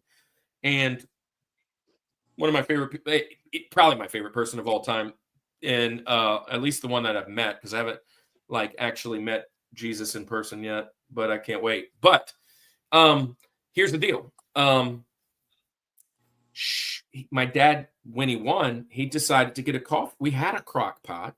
He got the coffee pot, the coffee maker. He brought it home. And my mom was like, "Where'd you get that?" And he said, "I won." And I decided to pick the coffee pot. I mean, we had a crock pot, so I picked a coffee pot and I think my mom like threatened him with a divorce. Like, you're a selfish human being for picking that. You're the only one that drinks coffee here. We needed a crock pot for the house. So the next day he brought it back and got the crock pot. That's a real story. So my dad drank coffee, like nasty old coffee. So one of the reasons I didn't like coffee. Second thing is the only thing I liked was that buttered toast. So I always thought the buttered toast. But now that I'm older, I'm usually a 2 or 3 cup a day, at least in the morning. I can drink it later at night if I feel. But yeah, as you were talking and then we saw the commercial, I was like, oh man, I've got to move that way up the list. So I'm going with coffee. I love this pick. I love coffee. I'll just say that. Yeah, I'm a coffee fanatic. I've been drinking coffee since I was a kid. I love it. Yeah. If there's a day where I'm not drinking 2 cups at the minimum, then it's a bad day, right? Oh. I minimum. So I'm I'm hard to talk to until I have coffee. I usually make a cup of coffee before I leave the house. I got a 45-minute drive. I kind of nurse that until I get to work. And then when I get to work, before I go, because I'm a teacher, I go into the break room and I make another cup of coffee before I go into my room. And I usually nurse that for a little bit. And then if I feel froggy, I'll go back in at one of my breaks and get a 3rd cup. I would probably drink more if I was home all the time, because that usually happens. My problem with being at home is I always make a cup of coffee, and then I get busy doing other things and I forget about it, and I got like a half a cup of coffee over there, and then I just like down it before throwing it away. And it's different when hot coffee that was made hot goes cold. It's not the same as having cold brew coffee. No, it does not taste enjoyable. No. Hey, Bryce. All good, man. It was 13 years ago, but he was an amazing. You would have loved him, Bryce. You would have loved him. Do y'all like iced or hot? I like them both. My preference is hot. And the reason here, one, iced coffee is fantastic. But I will drink iced coffee like that. Like I make a cup, it's gone, and like it's a bottle of Gatorade. It's almost like it's crack. It's just one sip, we're done. And I'm done. Like, if you ever get like the Frappuccino at like McDonald's, I get brain freeze every time. Like whatever it is, I'd prefer not cold. I'd rather hot. So depends on the mood, says Cheyenne. Yeah. So hot I like those all the time. Very. I like rarely. What do you? It's not like an iced coffee, but it's they like blend it like a frozen coffee, I guess. Yeah, like the Cafe de Monde's got a great frozen. Yeah. Like, it's got enough sugar and whatever syrups in it. I will suck that down so fast. But the problem, I'll have the worst brain freeze because I just can't stop drinking it. I'm just like until it's gone. I worked at Cafe de Monde for a little bit, and I got like unlimited access to it. And I could not stop drinking them. By the end of the day, I was so wired. To me, CDM is at the top of the mountain. It is like I don't like Starbucks coffee at all. But I will say the one thing I do like from Starbucks, and if I'm going, like my kids want to go to Starbucks, this is what I'm actually getting an iced coffee from there. But I'm getting not iced coffee. I'm getting a nitro cold brew from Starbucks is the best, is the absolute best. It's the smoothest, whatever. And I just drink it black, but because I'll drink their little energy drink can, the energy drink double shot things they have. Yeah. Dude, I'll drink the those, but that's about monster it. coffee flavor, that's gone like Mean that. beans, dude. Mean That's my morning. When I get to work, that's the first thing I go. I go to the cooler, grab one of those, and if they don't have them, I'll get the Starbucks. But you best believe I'm finding the Coke rep and letting him know, hey, y'all are out. I need my monsters. Need some tomorrow, please. Hey, so I found the book, by the way. Oh, there it is. There it is. And dude, it's awesome. And Bryce, yeah, I'm gonna give you one of these books. You need one of these, dude. Next time I see you, I'm gonna give you one. All right, so I'm up. Andy's Yeah. up. Love Your that link. coffee pick, by the way. Your link. That's a great pick. Yeah, so for me, I'm gonna do this is a kind of a fun one, because I didn't actually hate the food. It's the part of the food. It'll make sense in a second. And I love it now. Now you got me guessing. I'm trying to figure out what it is real quick. Love it now, and it's almost like something that was already mentioned, but it's not the part of it that I'm talking about. When I was growing up, the thing that would disgust me, and I think it's just a kid thing, because my kids do this too. When I make this, they leave this part of the food behind, and I'm like, "Are you going to eat that? Because I'll take it from your plate." And it's the fat from the steak. Oh, Dude, I hated that as a kid. But today, I want that fat. I want the meat butter part of the steak. Is it my favorite part of the steak? Obviously not. No, I mean, I want the meat, but like that piece of steak that like on the end has the little end cap of fat, that is a beautiful, beautiful bite. Now, I'm not talking gristle. Obviously, there's inedible areas of different steak cuts that you can have, but just the fat portion of it, banging. I love that part. But my kids will like literally cut up a steak and or I'll cut it up for them because they don't. But and they'll leave the fat on there. I'm like, what are you doing? That's the equivalent of me for me as like dumping out the milk after cereal. I was thinking that, dude. What inhumane person does that? And Kirk, I think there's a member of your family who does that. Isn't that Hey, correct? look who's in the house. I'm glad he made it. Andy, I see you made the same mistake as many do. That piece of steak is pronounced flavor. Yeah, absolutely. And that's the thing. So, I hated it as a kid. Love it now. Hey, Love it. I love that. And even the gristle. Listen, I'm not going to chew on it like bubble gum, right? But I will cut that up in nice little pieces. And together with that medium rare steak that I love now, with that, dude. And you mentioned it, that like little corner piece that you can almost just pull apart between the fat line, right? Let me say, when you get a ribeye and there's the end cap, that now, is the soft part of the steak. Andy, we've gone to eat many times. 90% of the times at Texas Roadhouse, me and my wife get the same thing. We go to the little thing where you can like pick the steaks out, and we try and pick the biggest steak that's at least in there. And if they don't have one, we ask if they can cut one. It's usually between 20, 23, 24 ounces. And usually we get that, and then we get two sides, and my wife and I split it. She usually takes about 4 ounces. I take about 20. And she doesn't want that piece. It's a match made in heaven. She doesn't want that piece. I take that piece. I give her the other side, and it's gold. It's gold. Yeah. So good pick. Good pick. All right. So we're to the George. Well, let me see real quick. Justin, do you like fat on a steak, or you? Oh yeah. No, I'll eat all the steak. Steak is one of my favorite things on the planet to eat. I just came back from Argentina. I mentioned we put a short out about my Rushmore of Argentina foods, and steak asado, which is like their whole steak grill deal, is the best, and the fat is just Man, when you eat a piece of steak that doesn't have any fat in it, like when I'm looking for a steak at the store, I'm looking for the marbling. I'm looking Yeah, for the fat definitely. content. I And don't. that's why ribeye is so good. That's my favorite cut is a ribeye, but certain different ones, even in like a roast, sometimes like you want some of that because it's going to cook the fat down and everything. But anyway, fat is flavor. Fat equals flavor. I love that. We'll I know love that. I love that comment. You mispronounced that. It's flavor. I love it.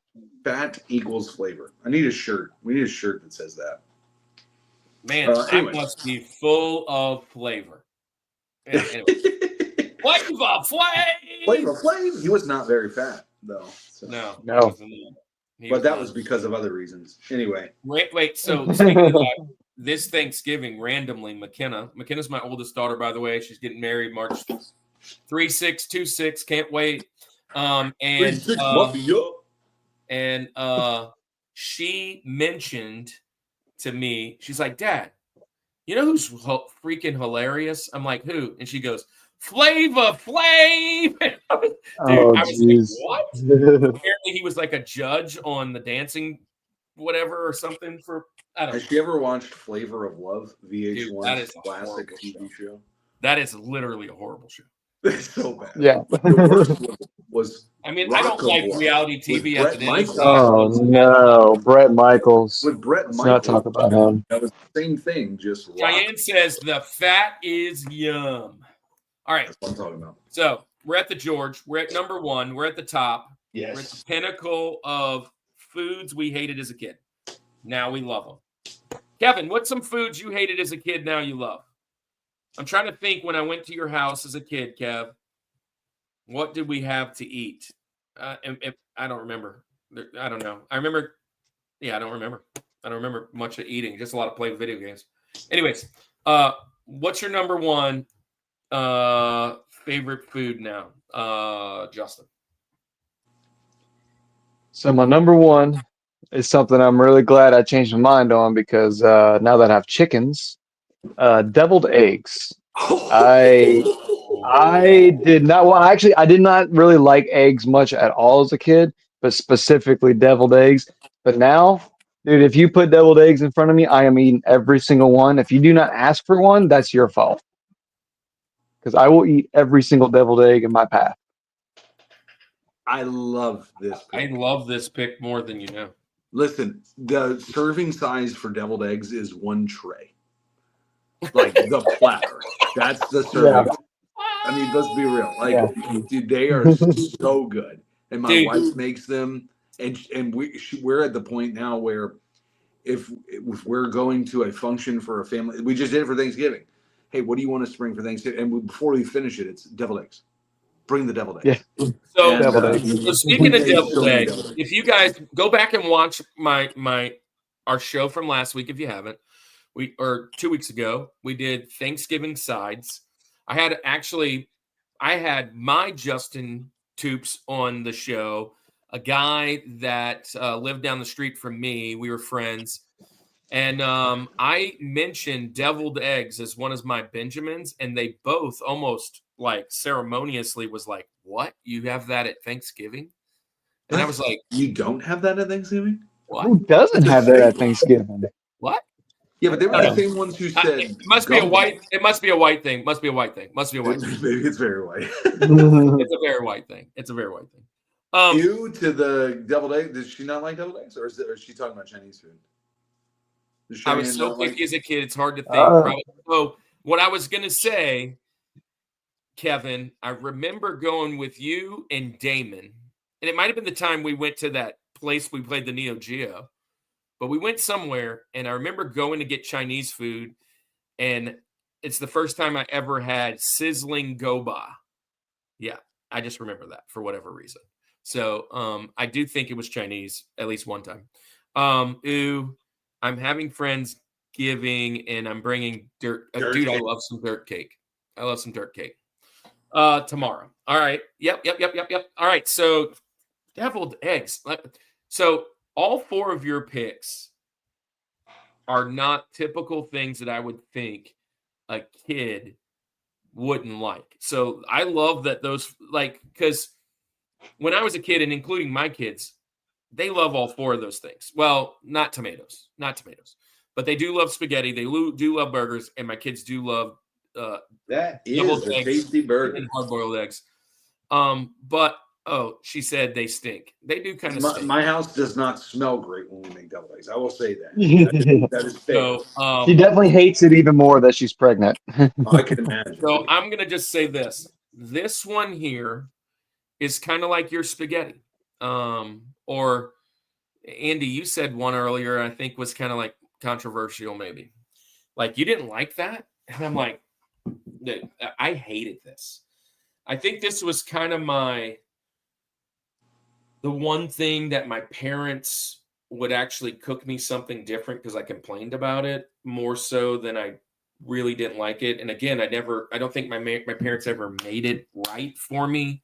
My parents were of it's just butter and maybe some salt and pepper with it, not any of the other loaded fixins, but I am 1,000,000%. I hate it. It used to be my most hated food of all time. Get it out of there up until I learned how to eat a real steak because it's the best thing to go with that steak. A baked potato is Whoa. number one. And back when I was a kid, my parents would buy like 4 potatoes and they would buy me a sweet potato. And I would get a sweet potato while everybody else got a baked potato. And I think that was just kind of, honestly, I think that's the one choice I got to finally have. But as I got older, man, it's hard for me not to eat the whole baked potato. A lot of times, people just eat the inside. I'm like, dude, I love potato, period, in any form. So, yeah, this is the only one I had on my list up until like yesterday. I was like, I know baked potatoes there. We'll figure the rest out going forward. But baked potato, I hated them, and now I love them. I get it. I think that baked potatoes have the ceiling for a baked potato is astronomical, right? You can do special things with a baked potato. But a bad baked potato is absolutely horrible. And if that's what you grew up having, like an undercooked baked potato, like just putting it in the microwave, cutting it in half, putting a score of like fork on it, and putting some butter on top. I will say this too, though. I put a concerning amount of sour cream on my baked potatoes. But I love sour cream. But so what I like to do in my baked potato is I like to we poke them, we oil them, we salt the outside, we wrap them, we bake them, we do that whole deal until they're like super cooked. And then on the inside, when I'm preparing my baked potato, I don't like to cut it all the way in half. I like to just make a slit and like try to keep it intact as much as possible. Like just squeeze it open. Yeah, and then I take a fork and I like scrape that inside stuff like to where it's almost like mashed potatoes, not whipped like that on the inside, but like it's all mixed up. Sure. Then I mix my butter in it to where it's like this, not soup, but you get my point. Like it's this whole deal there. I do the same thing. I do the same thing. Evan says, yeah, same. Didn't like baked potatoes. He also said I didn't like crawfish as a kid. This is something that I expected to hear tonight is seafood. Because you're not going to hear it from me. But you're not going to hear it from me. Nope. No, but I Seafood's meant like my favorite. in the chat. Oh, yeah. You're not going to hear it from me. No way. I liked every seafood. Yeah, I liked every seafood. Yeah. And I still do. So baked potato. Justin, you a fan of baked potatoes? Obsessed. Potato is one of my favorite things to eat. I could eat potatoes every single day. The only type of potato I don't like, this might hurt you, but I'm not a fan of sweet potato. But any other potato, I will. I love it. I do sauteed potatoes all the time, and it just so good. So this is polarizing. Do y'all like the outside part? If it's salted right, yes. If it's washed, cleaned, done all that, prepared, and they salt it and do all the stuff on the outside, wrap that joker up and heat with and it cooks right, Absolutely. One of my favorite things. If it's still got that dirt taste, pass it up. Oh yeah. Absolutely. One of my favorite things as a kid, and they're super underrated, was tater skins. And that's basically all that was. Oh yeah, TGI Fridays. eat those all the potatoes. time. Yep. Come on Oh now. man. Yep. Yeah. Yeah. With the cheese. All and right. the bacon Well, stuff. yeah, I love a good baked potato and steak. Hey, Wendy's baked potato and back in the day bristle. used to be banging. What? Wendy's baked potato used to be banging too. I don't know that I've ever gotten one from there because I've grown up. I wouldn't eat the skin of the Wendy's baked potato just because it was like they didn't really do. They cleaned it, but they didn't do anything with it. But like the weird like squeeze thing of sour cream and then the bacon bits and the cheese and so good, so good. All right, so finish off our Yeah. short. Yeah, so I didn't, and I apologize. I don't think I mentioned this in my criteria. That's not what I meant to do. In my criteria, but the reason that I ordered them the way that I ordered them is like the frequency at which I eat them today, right? So dark chocolate started me off. I'm not really eating that anymore. I do enjoy it today. Rotisserie chicken, we're going to have it every now and then. Fat on steak, we're eating steak pretty often. But this, hands down, is the most consistent thing that I have daily. And it was a thing I could not stand as a kid. I didn't want the smell of it. I didn't like I remember having it with my dad and like, how in the world would anyone ever consume this? But it is a absolute necessity today. It's not even, I don't even consume this stuff because I just enjoy it, which I do, but there is a necessity to these things. And Kirk, we're going to do it.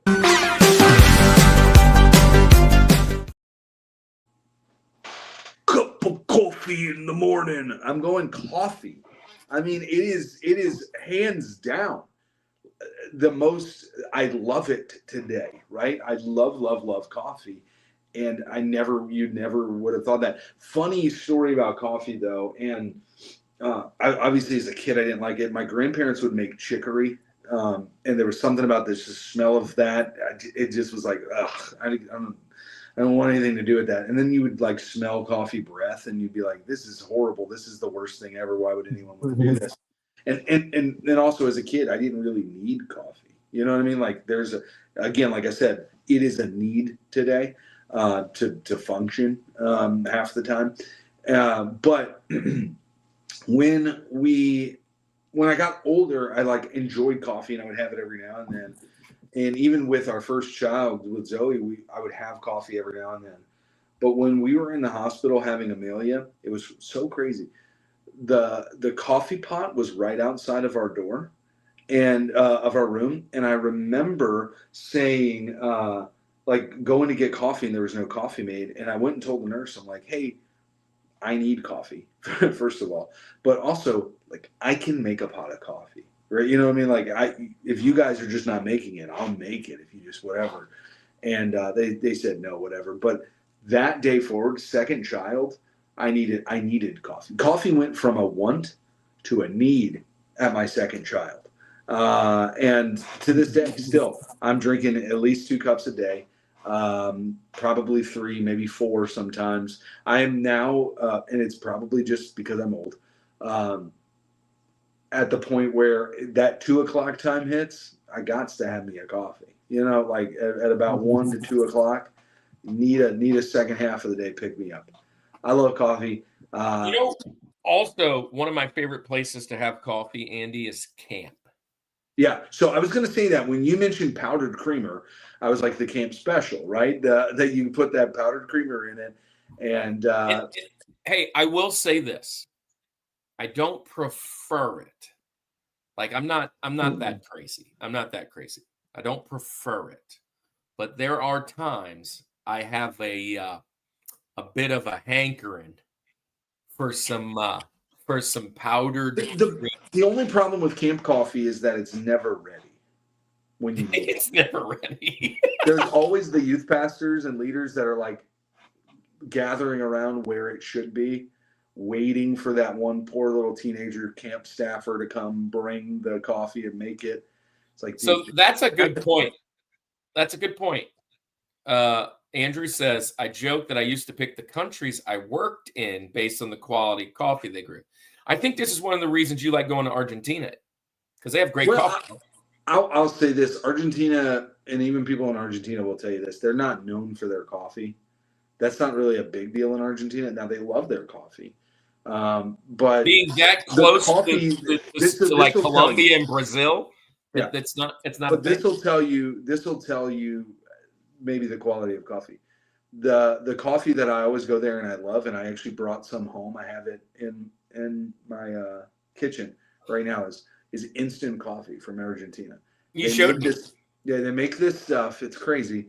They mix your instant coffee and your sugar or sweetener, and then just like a spit of water. You make like mud out of it, and you whip it, like whip it. It changes really light.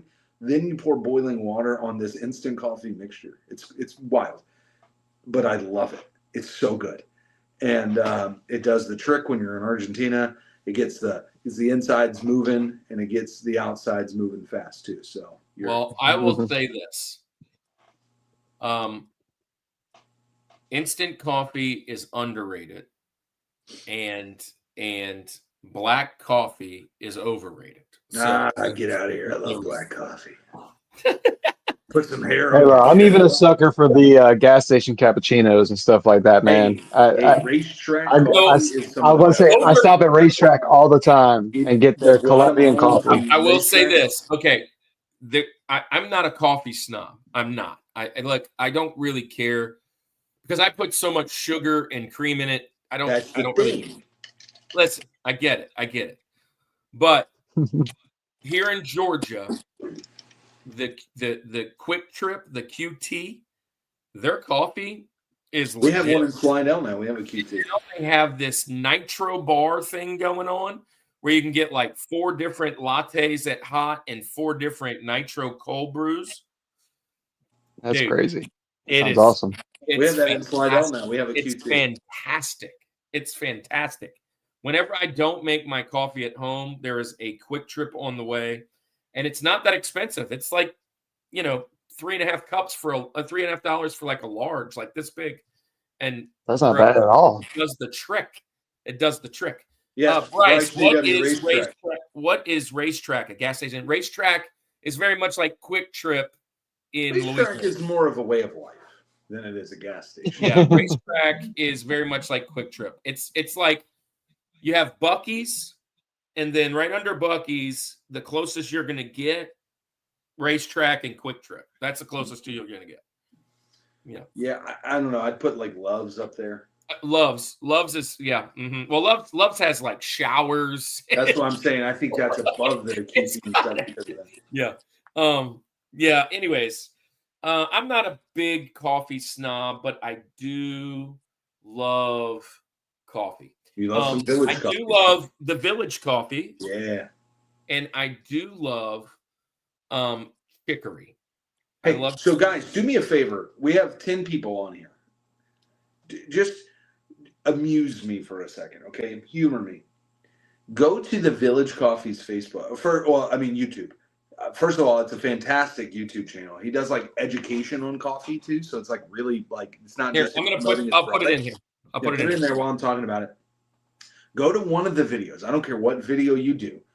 Go to one of the videos and say, I am formally submitting my request for a Rushmore roast. Right? Just in whatever words you want to say that. Because we jokingly tell him, he's been experimenting with some different roasts and brews and different things like that. And I was like, hey, even for a limited time, just a single batch, if you could make a Rushmore roast, I want the bag to just put back here. The name alone just rolls off the tongue, man. Rushmore roast sounds perfect, right? Like, yeah, it rolls off the tongue. It's great because he's actually been experimenting with flavored roasts, and one of my favorite flavor roasts is a pecan roast. So I was like, man, if you make a pecan roast, call it Rushmore roast, and then bang, we got it. So go to this YouTube. He's going to put it up there here in a minute. Village Coffee. You should go there because the content that they put out there is awesome. I've learned so much about coffee just by going to his page, and his videos are like beautifully edited. It's criminally unsubscribed. I don't understand. Like, how many subscribers did you see, Kirk? How many subs they have? 109. That's stupid. It should be 1,000 times more than that. It's really quality content. But anyway, go check it out. Comment on any of his videos. Say, we want a Rushmore roast. Just because I work with this guy, I hear what he says. All right, wait, and then I'm going to, yeah. Cheyenne has a good point, and I don't want to gloss over this. Sometimes the expensive coffee is gross, and I agree. Sometimes it is. I'll say this, maybe more so. Sometimes the cheap stuff is better. Yeah. I don't mind, and this is weird. Maybe in present company, it's not a weird statement. I don't mind McDonald's coffee. I love McDonald's coffee. Okay, good. Because I think it's pretty good. Like, I think is it the McDonald's best coffee is actually pretty awesome, to be honest. I used to get their little frappes all the time. Dude, he only has 91 followers on his Facebook. And Crazy. that's criminal. That's criminal. Look, I'm sharing it More here. people need to know about Village Coffee. It is. By the way, Cheyenne was number 1,000 today on the Facebook, on the Rushmore Facebook. Thank you. And so I think we should do a giveaway for that. You want to do a giveaway? Yeah, we'll give away the Kiss poster. No, we can't do that. There's a box over here. There's a box over here with some stuff in it. We do have a box. Hey, there is a Juan Moncada. No, Yon Moncada in there. And there you go. You win it. Add it to your vast collection of White Sox. You want a Yon Moncada. Ex-Angel. So there's that. All right. So that is the show for tonight. Now it's time to do our second half of the mountain. That's the main. That's the meat and potatoes. That's the gristle. Now we're on to the green bean casserole. Now. We're on to the dude. It's kind of irked me, but watching how many people like talked in our chat for Thanksgiving sides, as well as your little post and some other posts, that green bean casserole is bottom tier is criminal. I would eat a plate of just green bean casserole.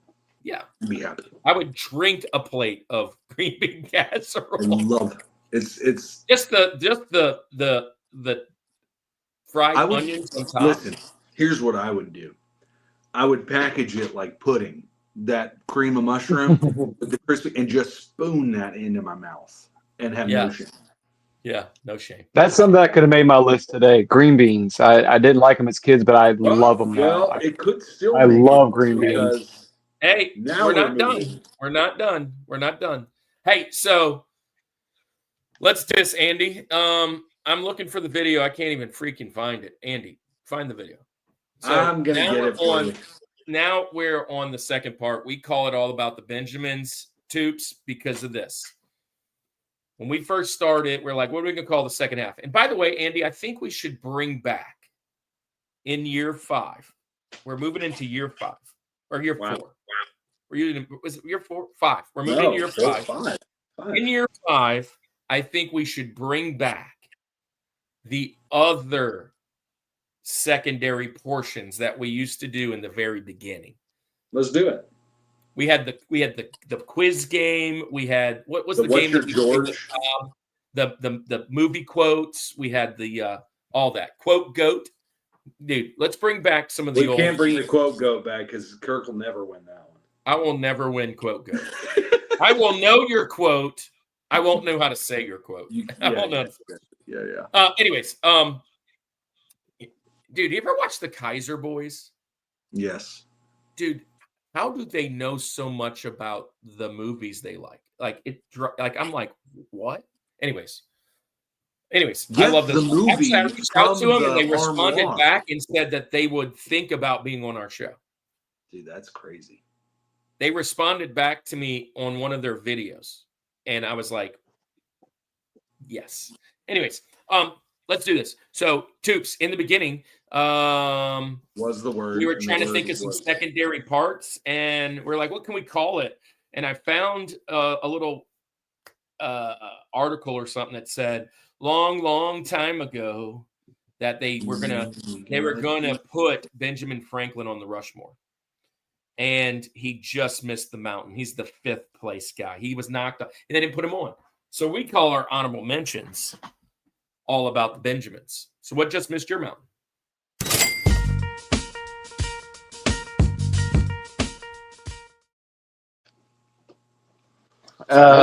Missed your mountain. So no. So here's the rules, Toots. Just to remind you. All right. Nothing Gotcha. you've already mentioned can be mentioned. It's all off the board. Gone. Okay. But you have first pick. And whatever you say, now me and Andy can't pick it. We only had one Rushmore. Awesome. Coffee. So if you say something right now, so you might want to strategically think now that if there's something that you and Andy as a kid maybe didn't like that you like now that you think Andy might pick because y'all are friends, you might want to take that first because these don't have to be in a certain order. You want to try and get your best list possible with what's left. And I only lost one. I lost tomatoes of what's left on my list. I lost tomatoes. Everything else that I'm wanting to pick is still available. So, you're up. I would probably have to say tuna or like tuna salad. Didn't like any type of tuna whatsoever. I know we mentioned seafood, but I don't consider that seafood. But yeah, I did not like it at all as a kid. But now I'll tear it up any day. Now, Tuna you I like making salad that tuna, you with- like fresh tuna, you like all of it. You go with any of it. I'm not really picky. I don't really care much for like in the oil. It's a little too. I get that. I prefer it in water. But yeah, I'm not really too picky on the type of tuna. As long as I it's not love a cheap good- brand like Always Save. I love a good tuna salad, like with mayonnaise and boiled eggs on toast. Oh yeah, Bro, definitely. whenever I make that, like I usually eat way too many sandwiches. I just eat too many. All right, my next pick. It's gonna be the one I took off the mountain, and it was mentioned quite a few times in the chat. But I'm gonna go with onions. No, I mean solid pick. I hated onions of all kinds, and I love all onions of all kinds now. I never got the onion rings. I want, I never got the cheeseburger at McDonald's because it had all those little diced onions on it and all that. Yep. I want all of that. Put all of that. I like fried onions. I like onion blooms. I like dude. When liver you in get onions. fajitas from a Mexican restaurant, and there's Fajitas. that I want little onions. onion in there. I want onions in the Holy Trinity in my gumbo. I love onions. I love them. And fried onions on top of that green bean casserole. Oh my gosh. Yeah. So good. So, onions. You got 2 picks now, Andy. Oh yeah. I like this. I like how this is laying out. My first pick is going to be mustard. Oh, that's another one off my pick. Yeah, Oh. mustard was one, and that, but it was like when I was little, and I don't think like it was one of those things. It's like I never really tried, but I was like, it's yellow. I don't want it. Get it out of here. But I love. I literally tonight we had turkey burgers, and I was just eating just the patty, right? And I had nothing to dip it in. I was like, oh wait, we have mustard. So mustard was my dip tonight. It was delicious. I love mustard. I love mustard of all kinds. I think the Spicy weirdest thing I do with brown, mustard is that I take a little bit of mustard on I'll take a cracker, put some like a hot tamale on it, Mhm. and a little bit of mustard. It's so good. Wait. Like Not candy, not candy, like actual, like no, an Oh, actual okay. hot tamale, I was like, whoa, like not the what's candy. happening? No, not candy. No, like That an makes actual more sense. tamale. Got Yeah. it. Okay, that makes more sense. That's better. Cheyenne says that Justin is a movie fanatic. Now, Justin, you can come back on the show for movies. That's going to be May March, and April? June. No, May and June, yeah. May and June. Hey, Okay. and look at this. I hear a lot of people say this about onions. Yeah. This is one thing I can't do. And My it's not dad because did I that. probably Wow. don't like it, but I don't know. It's just, I don't know. Funny thing we did one time in youth ministry, I did a sermon where we were talking about how sometimes sin can look tempting from the outside. It can look good until you actually like do it, and then it bites or whatever. So we did candy apple or chocolate apple roulette, and we made like 3 or 4 chocolate apples, but we also made a chocolate onion, and you couldn't. They all looked the same, but you had to bite into it. So I had the students come up and bite into them. Oh, this one got the apple, and then the one who bit into the chocolate onion. That was a fun youth ministry moment. I love And it. it was Kirk. You know who it was who bit the onion? It was Hunter. Oh, I was about to say Mylan. Yeah, it's the perfect one to bite into a chocolate onion. You know what I mean? Like anyway, chocolate Chocolate onion. How plus rude! onion, It's not how as rude. rude as a mayonnaise vanilla wafer. But anyway. Hey, maybe Barry didn't like that as a child, and now he loves them. Well, you should never like those. But my next pick is, and it's crazy because there was a time when I just was like, this is atrocious, but I believe this is the best of its field.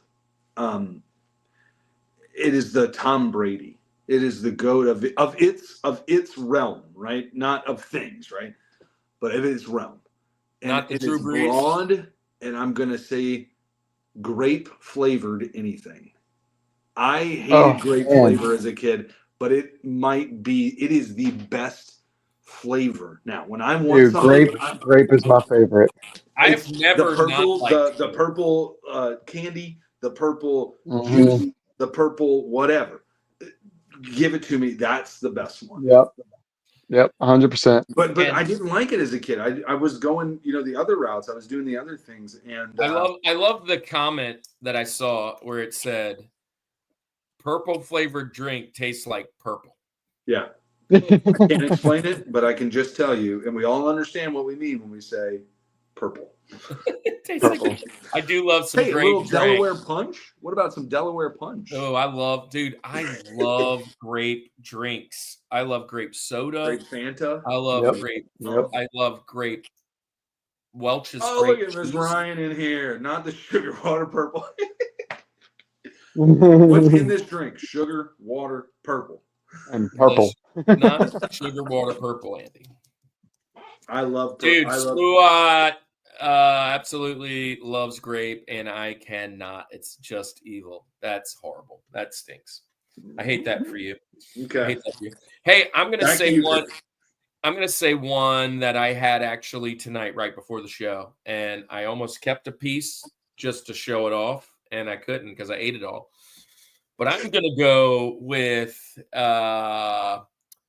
an everything or a Veggie Works pizza. I'm going with, back in the day, it was either cheese or pepperoni. Now it's like, boom, more toppings, the better. Actually, for lunch today, Andy, have you ever had this? For lunch today, at school, no less, we had pineapple and bell pepper pizza. Pineapple and bell pepper. That was the 2 ingredients. No, I am a pineapple on pizza fan. I know you are. I know you are, but usually it's pineapple and And ham ham. or pepperoni or something. This was the pineapple and bell pepper. I don't think I would hate it. It's not something It wasn't awful. It wasn't awful at all. But anyways, It's not I'm one that gonna I go would with say yes. a Works pizza, like onions, bell pepper, olives, a supreme. like a supreme pizza. Yeah. I love that. I want olives on my pizza for sure. But when I was a kid, I would. I'd have to pass. I'm not a when I big was on a the kid, supreme pizzas. it was 2 pizzas. It was cheese or pepperoni. That's it. Yeah. Yeah. I like a good spinach pizza. Hey, so Andrew says Sid just got home from work, chimed in that snow caps are the best at movies, and Sid she knows hates what's up. ketchup, catsup, cat soup. And Cheyenne says I pineapple hate goes cat on soup, pizza, too. period. Yes, it does. Pulled pork, pineapple, red onions, and cheese. Especially I if you need make that that pizza pulled in my pork life with right now. Parks root beer. Just saying. So I got a good one to add to our list. Oh, so you actually now Get get two. back-to-back picks. Oh, two. Okay. You go back to back. So you have 3 picks left. 2 of them are going to go right here, and then you'll get one more later. Okay. So, all right. Let's see. I guess one will be bell pepper. We just mentioned something with Oh that. wow! But let's see. As a kid, my mom used to always make stuffed bell peppers, Yes, and I loved it. But I'd only eat the stuff that was inside of it, and I would leave the pepper, and she would eat it. But now I So love let me bell ask you pepper this or because I peppers love in general. This love is stuffed this is bell also peppers. a thing I make. My dad's bell peppers. I love them. Let me ask you: does it matter to you if it's a cooked bell pepper or a raw bell pepper? Do you prefer one over the other? Do you not like raw? I prefer cooked. I'm not a big fan of the raw. I'd much prefer it cooked. I like it both ways, but my It's a wife's the texture opposite. thing. She hates a cooked bell pepper. My wife. She wants Really? the raw bell pepper. It's I crazy. mean, it's a part of the Trinity. Right. I guess if it's cooked down enough, but if it's like the star of the dish, like a stuffed bell pepper kind of thing, not that the star, but if it's like obvious that it's there. I'll be honest. One of the biggest things about vegetables that I don't like is when they're raw. Now I like a veggie tray with No, a ranch dip. Yeah. I do like a veggie tray. to me that is wasted. I will say, if you're asked to bring the veggie tray to a party, that tells you something about how people trust Well, you. no, my wife asks to bring the veggie tray. I don't want to cook. Yeah, because you don't have to do anything. Yeah. And I'm like, It's why are already we cut. wasting the money? Nobody is picking off of that. Yeah, I think there's a Jim Gaffigan skit about why do people bring a veggie tray? Why do you bring a coffee? All right, you get one more. One more. I guess this kind of falls under the veggies as well as celery. Ugh. I hated celery I so still much. like it. And it's a part of the Trinity No, too. We just Yeah, no, nailed I'm a big fan. Yeah, I'm a big fan. I like it now. I absolutely hate raw celery. It's crunchy water. I don't with get it. strings in it, with and then people are like, it makes it better when you put peanut butter and raisins on it. I'm like, what monster are you? No, I just dip it in ranch. You hurt the peanut butter. I just don't understand. Like, I have a perfect plate of wings in front of me. Why did you throw crunchy water on there? Well, it's when I've already eaten all my wings, and I still got a little bit of ranch left, so I use that stick to I scoop use it up. my You know. index finger for the All rest. right. I think I'm gonna land this plane really well. I am doing well with my top. I'm still at the top of the list here. I ate these today with my pizza. There was a side.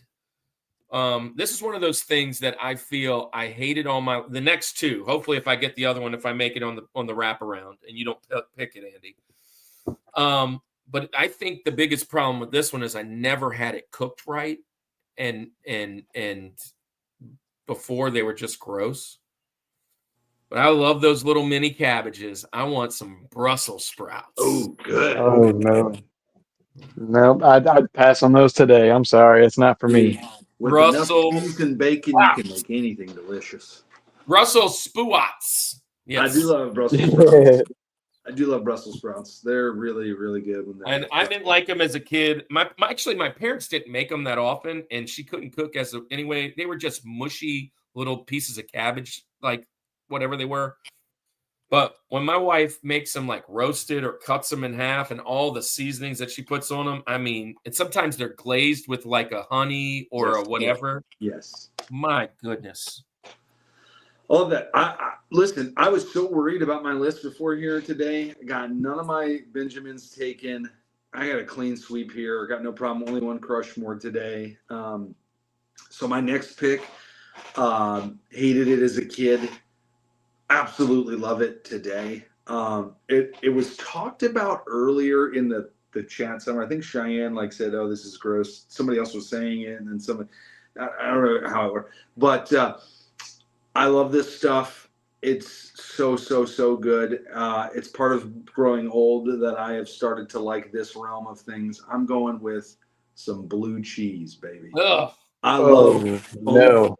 cheese. Nope, you can have I all of love it. funk cheese. You can have all of it. And Nope. to take it a step further, there is a cheese that I had in Argentina that is like a blue cheese, but it's called Roquefort, and it's like even funkier blue cheese. Yep. It is I know so exactly what you're good. talking I about. love it, and it's like abrasively like when you bite into it, you're like, oh god, but it's so good. Like Ryan says celery with mustard.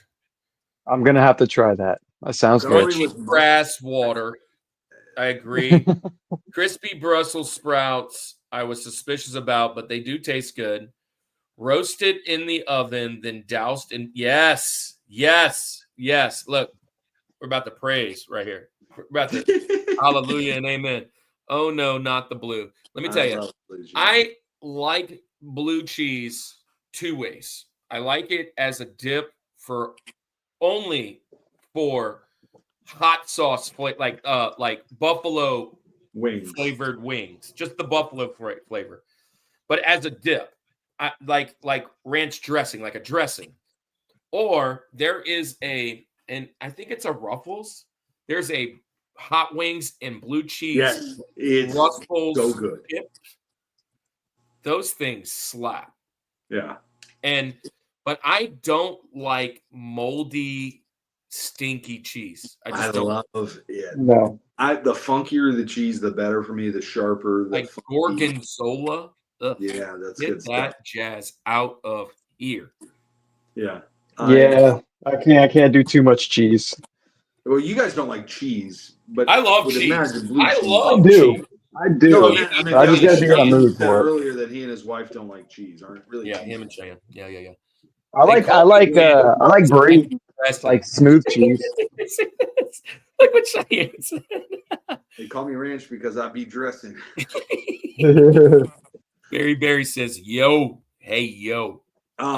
So blue cheese was one of my picks, and my final pick. This kind of falls in line with Kirk, your criteria as far as like what made it bad was how it was made or how. Oh no, don't do it. As a kid. I'm going to make a clean sweep. Don't do it. I remember I went to Carol's Cottage daycare on the West Bank when I was growing up, and I have PTSD from this breakfast item. Oh, good. It was so bad.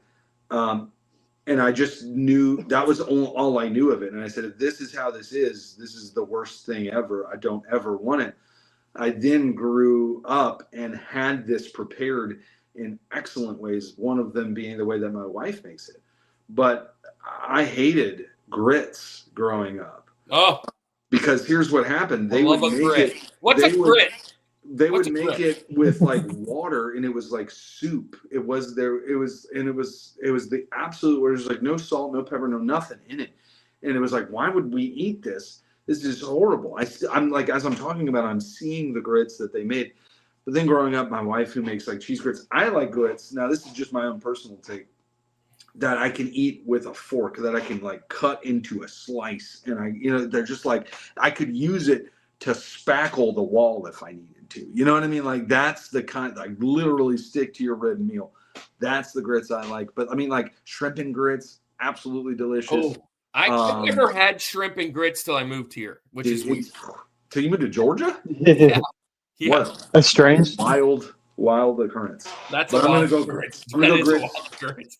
because Hey, of how poorly it was. so I love this pick.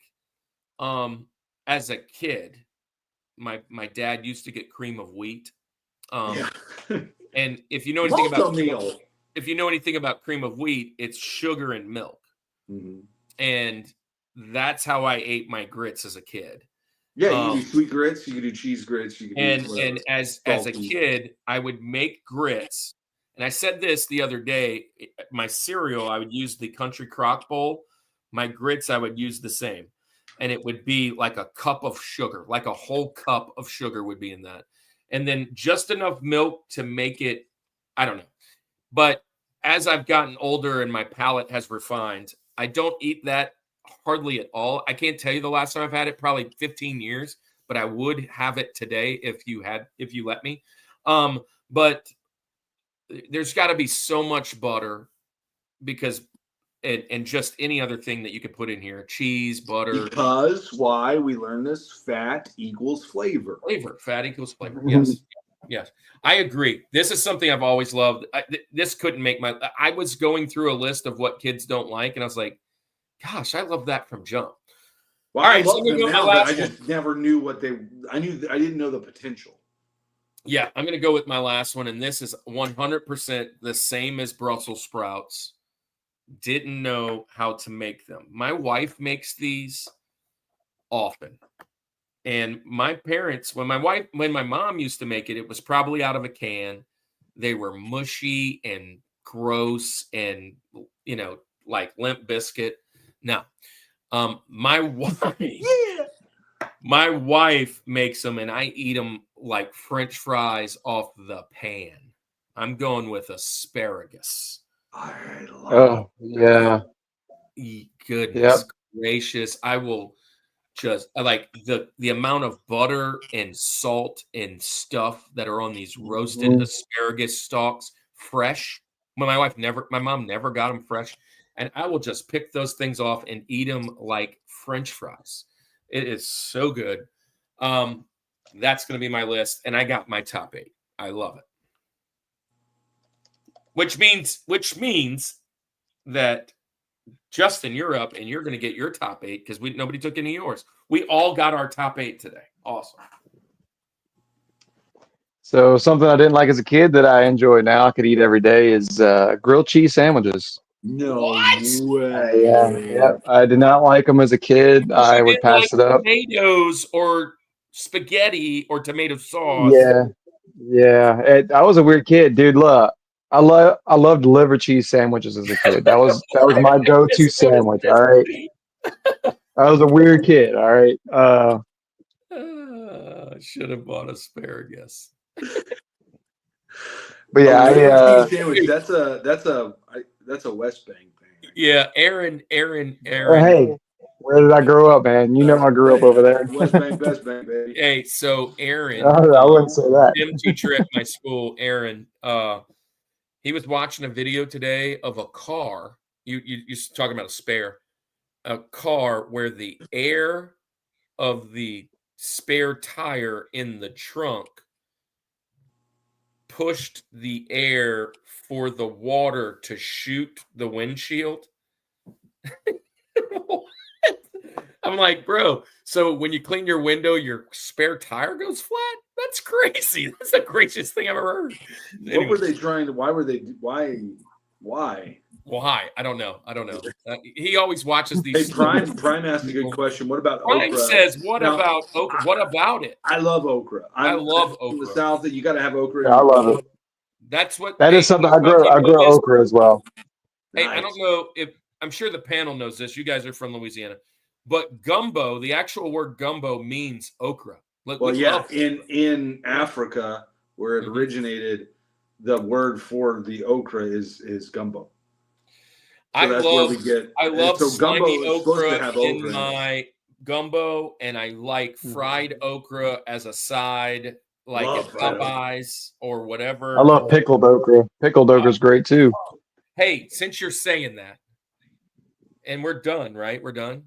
Yeah. You guys mentioned the French bread and vinegar thing. Mhm. Listen, that was my next pick was vinegar. Oh, And listen, vinegar is a delicacy in my house now. I mean, like, that's why I love things. That's why I love whatever. I love pickles. Just the smell of vinegar back when I was a kid, I used to hate. my favorite barbecue sauce, and I'm not a sauce guy, but if I can get that Carolina, like, Oh my vinegar, goodness. Oh my goodness. Prime. Church's chicken. Prime, aren't you from like Pennsylvania or something? Y'all have Church's chicken up there? Because Because that's a Texas thing. that is down here in the dirty South. We love Yeah, I was gonna Church's say the chicken. That's the greasiest chicken known to man. Those biscuits, though. Those biscuits are slapping. And usually fried okra is one of the sides. If you're not getting biscuits and okra, then there's no point. I don't know. I don't do the churches around me. There's a Church's in Slidell that's been like renovated to like their new. It's style. one of the, like, that's what everything you're taking the color out of everything. Let's make everything boring and drab. Yeah. So all right, well, that's our show for tonight. Justin, we're gonna book you for movies because you're a guy. You're a guy. Awesome. Yeah, Hey, definitely. if any of you in the chat want to join him, Kevin, I know you're still out there. We need to get Kevin back on the show. I wanted to do this, and now I'm not saying this has to be our topic, but at some point during movies, I want to do Rushmore of movie quotes. What are the top I'm down for 4 that. quotes from a movie? Just like that I say. For sure. That criteria could be different because like we could go the top 4 like your favorites, or you could be the ones you say, or you could be the funniest. I mean, there's all kinds of way that criteria could go. I love that. My problem is I'll have to have lots of notes because I can never remember. My problem is all of mine would be from Wayne's World. or Ferris Bueller. I mean, like that'd be the two. I got Ninja Turtle quotes. Yeah, there you go. Never pay. Ninja, Wise man ninja, once said. rap, ninja. Never pay Ninja. full price for late Pay pizza. full price for late pizza. Hey, that's what I'm talking about. Kevin's ready to come on. I would love to be on the show. Hey, RF, religious fanboy, thanks for being here. Thanks for lurking. I think I have you down for movies and TV. I think so. I think we talked about that. I think movies and TV, you're coming on potentially. I still want to get Andrew on. We've been wanting to get Andrew on for look at 4 that. years. There he is. Yeah. Sid and I were talking. We need to join y'all to host one. Movies or food. So, Andrew, food is out. Sort of. Is out as a overarching topic. Starting in 2026, we're moving to video games, music, and food. I mean, and movies / TV. So just basically video games, music, and movies and TV. Reason being, our lowest watch shows every year are the sports, as much as we love them, and the food. And we feel we can mix nostalgia in with all the other stuff. And so, like, for instance, we can do a movie theater food in the movie section, just like we've done video games in the music section. And we can easily incorporate sports into TV. So yeah, and we can do sports. Sports can be a TV topic because we watch it on sports. We can always do something if somebody really wants it. But we would love to have you guys for sure for movies and TV. It would be movies and TV. So movies and TV is May and June. We're doing it twice, so it'll be November and December of next year as well. Like this time will be movies and TV, which I have a feeling we'll do a lot of holiday-themed stuff. We've already done Christmas movies, so that one's out the door, but we can do some other stuff. So what's coming up? So next week we have Dusty Flotilla, our guy Matt, and he's bringing a friend on. His name is Frank.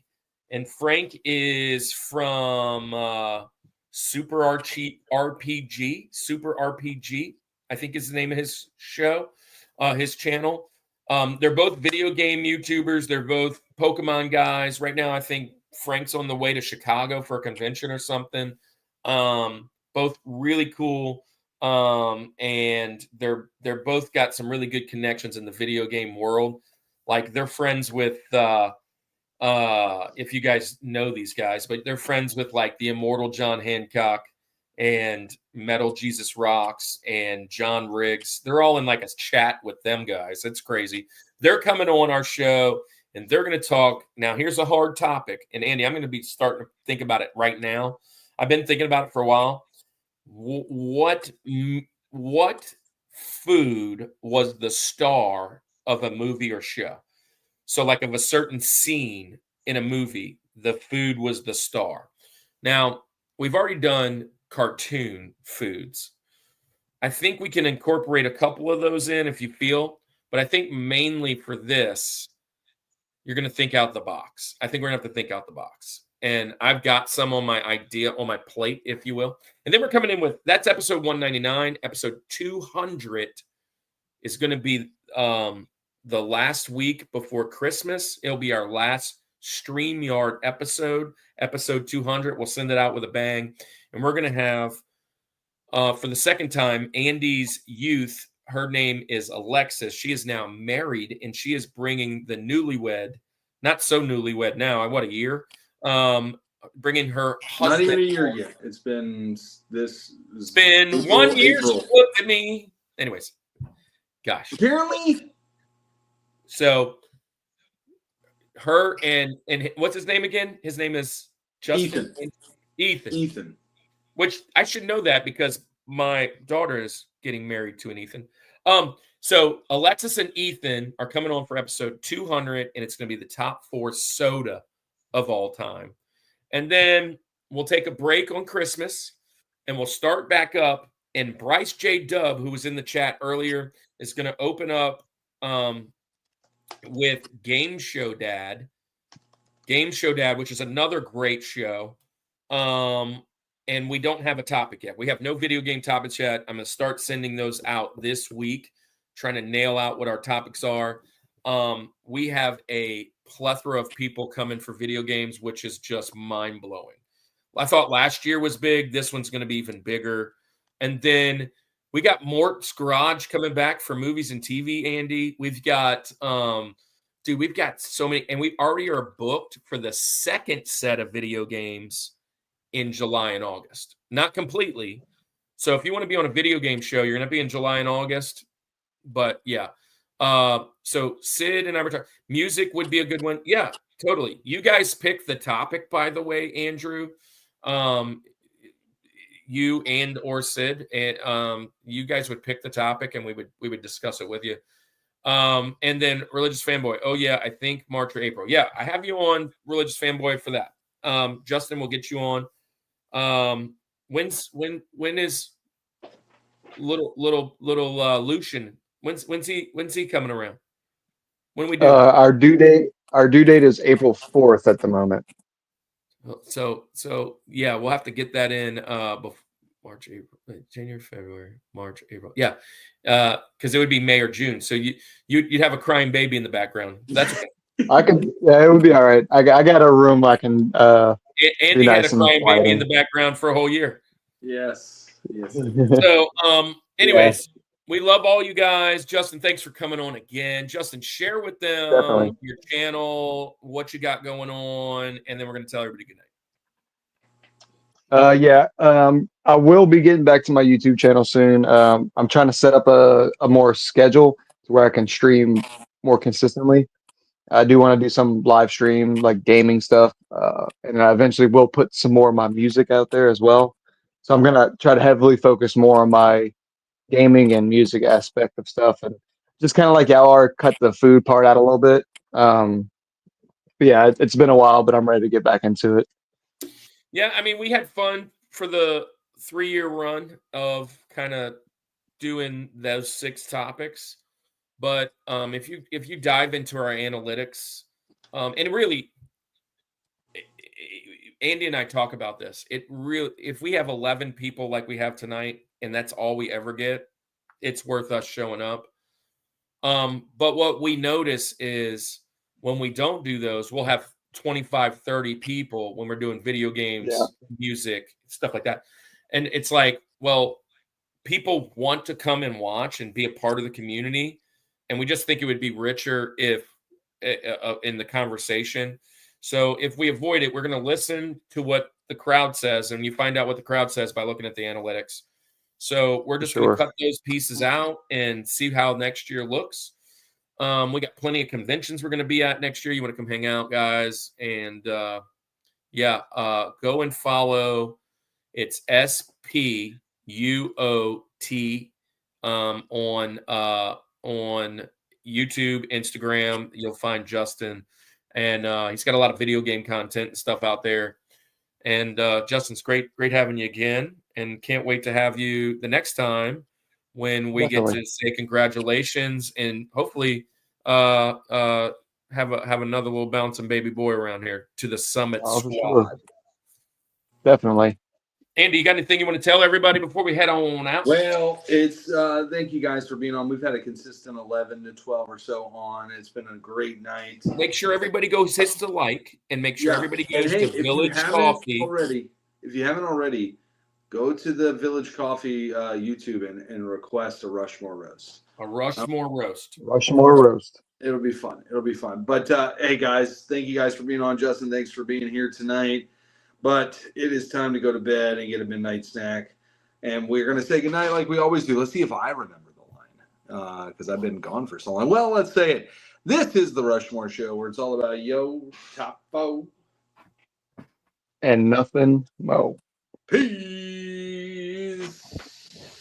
So the outro video is not set, so we got to make this really awkward.